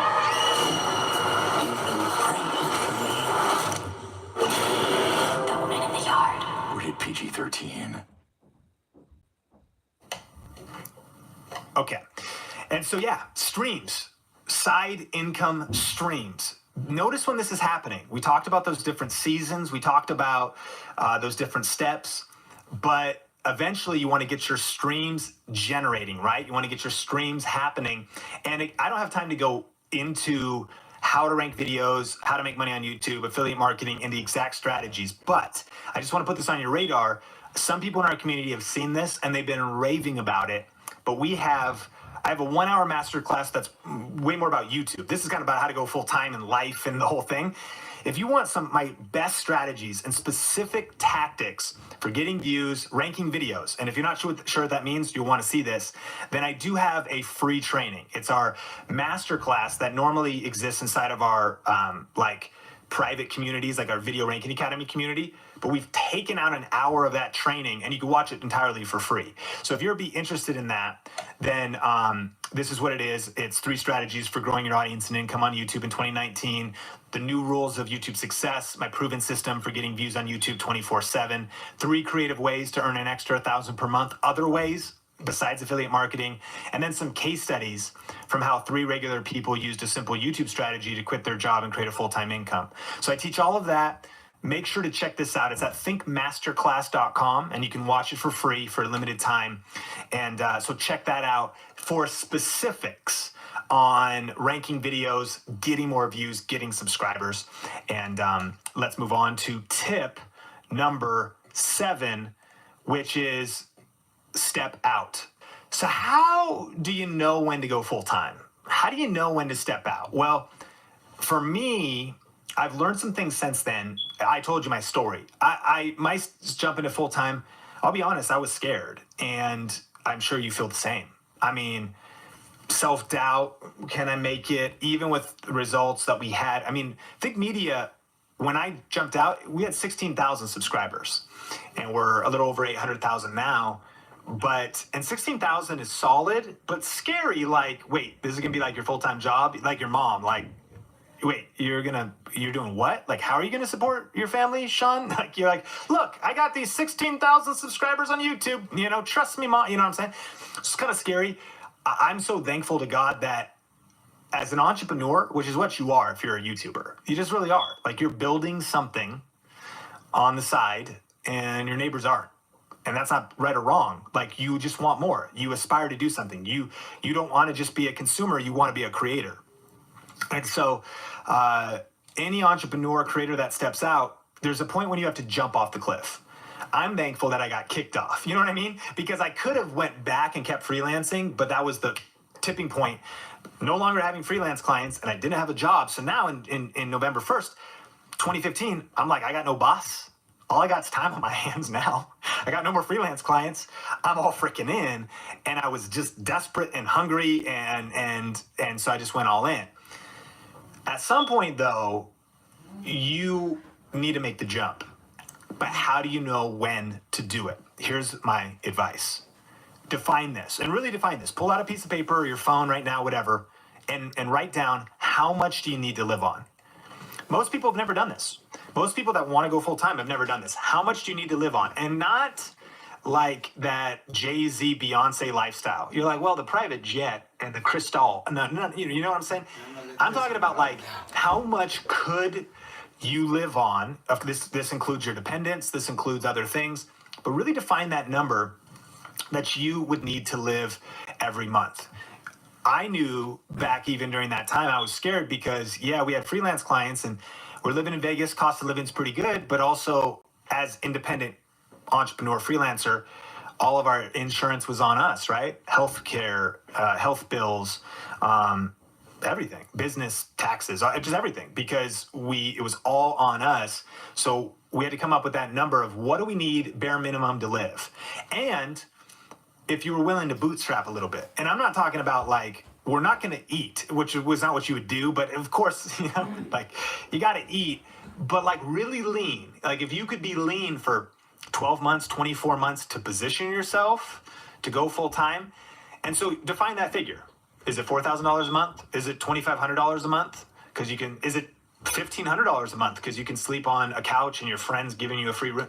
Like, or are you living in the heart of Manhattan and you've got 8 kids and an apartment and you need $250,000 a year to live like at the base level? I mean, that's where you live. It all matters.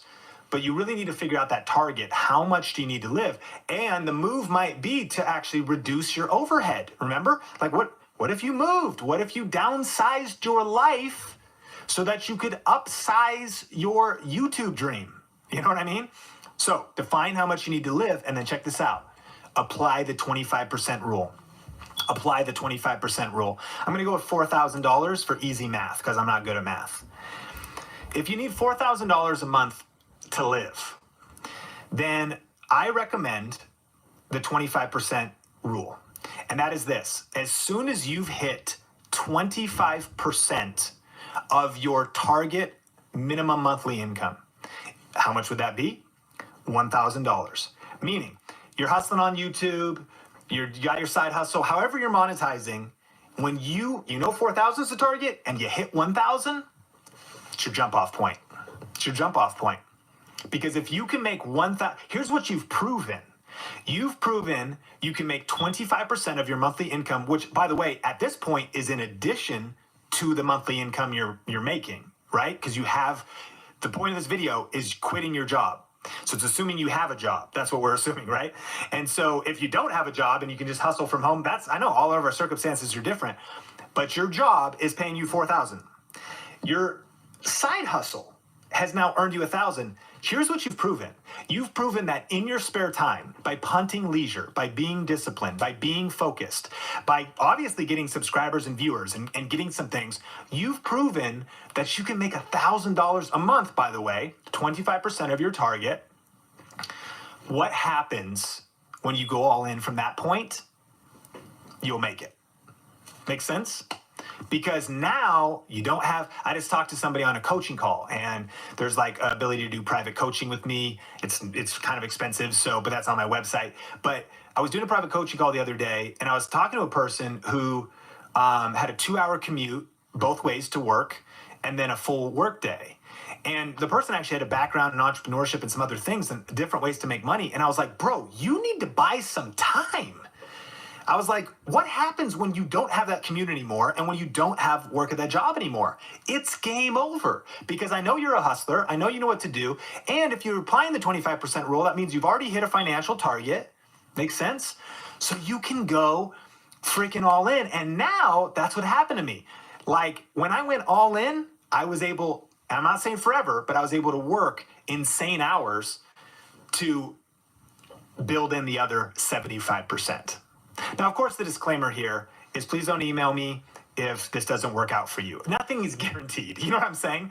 And so I'm not saying like this is some universal law. Like Sean said, 25% is like this magic. I'm not saying it's a magic, number, but it is a formula. And I think it probably is resonating with you because you could see that makes sense. Like if I can prove that I am good for generating 25% from my side hustle, then man, when I go all in it, that I can get that thing to my full-time income. And man, it's freedom. Like as soon as my clients let me go and I went all in, I was like, dude, this is Christmas every day. That's how I feel. To this day, I feel that way. Just, I live in unreal gratitude because of the hustle I've put in to get where I am today. And so that jump off point, when you're able to wake up, my commute now is, about, well, I have to go down to an espresso machine first. So it's like that. But if it's straight from, to get to this office is a step over Rosie, my Chihuahua, a step over Sophie, my Chihuahua, and then I'm here. You know what I'm saying? And I say that just because this is possible, especially if you make a plan. Like it can be practical. Define how much you need to live on, and then apply the 25% rule. When you hit that target, of course, if you got other decision makers in your family, please talk to your spouse about this, whatever, of course. But then make a plan and jump off. And at some point, what happens is that's still really scary. Well, what if the other money doesn't come in? You know what I told myself when we went all in? I was like, look, we're 6 months away from bankruptcy, meaning all of our savings will be gone. Like when I lost my clients, I was like, this is either going to work or it's not. But what's the worst that could happen? I could get more clients. I could go get another job.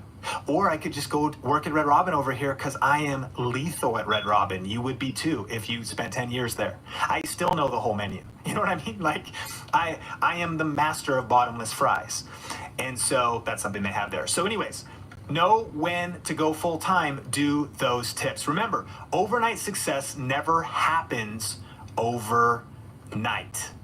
I know it seems that way as people just pop up and blow up on YouTube. Overnight success never happens overnight. But most people underestimate what they can do, or most people overestimate what they can do in a year, but they underestimate what they can do in 5 to 10. And so when you set your mind on this and you get focused and you follow these tips, you can do this. All right, well, that is the end of the 7 steps. Now let's recap what we learned in today's episode. We first started out with finding your sweet spot. Who do you serve and how do you serve them? And what makes you special in the market that you're trying to reach? I think this is something that is over time, something that you're going to keep refining and keep refining. But I want you to actually have a North Star. Really identifying who you want to help and how you want to help them is critical when it comes to creating content. And if you are just starting, I want you to start with just the target audience. Who do you want to help? Maybe you can try different ways of helping them to find the sweet spot first, just like Sean did. But over time, you'll get clearer and clearer on this mission. And I think about even myself and what I've been experiencing on my own side YouTube channel in homeschooling. I started just making a bunch of different types of content, but I know who I was serving. I knew who I wanted to serve, and I knew I wanted to help them with homeschooling. And then from there, I started to refine it more and more. And now I know that I really help newer homeschoolers understand the differences in alternative education. It doesn't mean that I'm not doing things on curriculum or doing videos on schedules, but I really want to be more of an educator, someone who's just a friend along the journey, just a little bit ahead. So I want to ask you, have you found your sweet spot yet? Or are you still in that refining clarity process? Then number 2, we learned about creating that side income. And Sean really shared his journey about going through affiliate marketing and what that's done for him from that first check of $2.12 all the way into now making tens of thousands of dollars from Amazon affiliate alone. And if affiliate marketing is something you would like to learn more about, we actually did a 2-part series here on the podcast that you can check out. And I'll link that in the show notes as well as in the description if that's something that you want to go deeper on. And for me personally, my side income was really one-on-one coaching. I did a lot of one-on-one coaching where I was able to really decide who I wanted to help and how I wanted to help them. And that ultimately was what led me into starting an agency and then helping in other ways for small businesses. I really wanted to be a mom that was present with my kids and was able to make my own calendar and work my own schedule around the things that were important to our family. And so I knew that creating a career by creating content was something that I needed to do. And so it started slow. I started with 1 client and then 2 clients, but over time, that was what helped me go from working a full-time job and then becoming a full-time content creator here on Think. It's important that you know that there's lots of different ways that you can create a side income, but affiliate marketing is great because you get to sell other people's products, the products and services that you love and would recommend to your friends.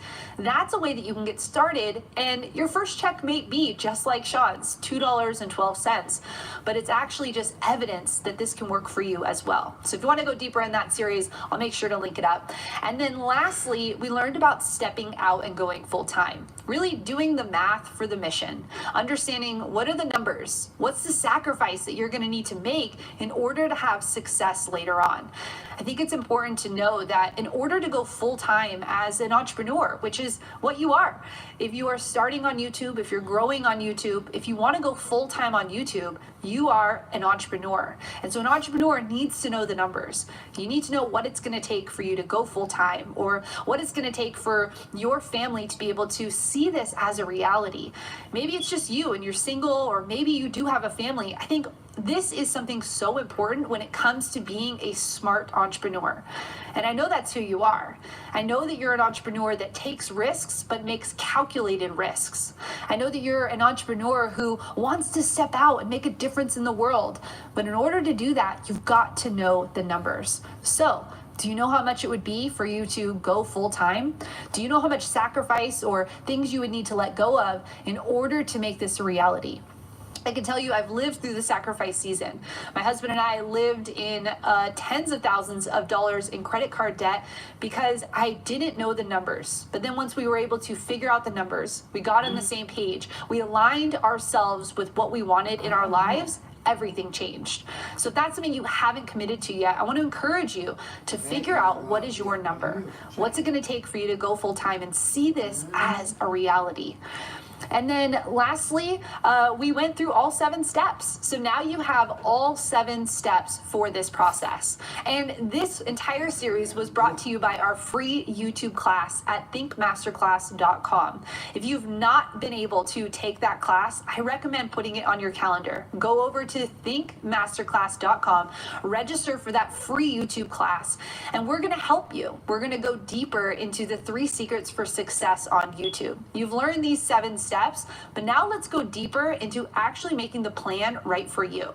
If you have started a YouTube channel and you feel lost, or you want to figure out how to connect the dots and what's it going to take to really go all in, we're going to help you with that on this class. So make sure you register at thinkmasterclass.com. And if you got value out of this podcast, I recommend that you hit subscribe wherever you're consuming this content. And if you're listening to this on iTunes, did you know you can rate and review the podcast? What does that mean? It means you can let us know what you think about this podcast. And today I'm going to bring to you Carrie's review. She said, "Dynamic duo. This is a must listen for any business owner who wants to create an impact and stay relevant to the modern consumer. Bravo and well done." Hey, Carrie, thank you so much for that podcast review. It means so much to me to be able to hear your stories and hear what you think about this podcast. So if you've got a little bit of extra time today after this podcast, before you head to your next task,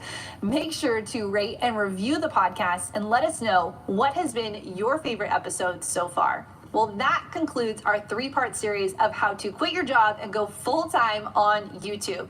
If you haven't listened to part 1 and part 2, I highly recommend that you go back and listen to those 2 episodes. And stay tuned for next week, because we're going to be taking a deep dive into what I like to call the clarity equation. We're starting a new 2-part series brought to you by thinkmasterclass.com, and we're going to be breaking down what does it actually mean to get clear on YouTube. I can't wait to share this 2-part series upcoming with you in the next episodes. Thank you so much for being a part of this community, for listening to this podcast, for taking us along on your journey. It means so much to me as we are creating this content that you are getting value. And so I want to applaud you for taking the time out of your day to listen to this podcast, to be a part of this community, and for taking action on YouTube. Thanks so much, and we'll catch you in the next episode.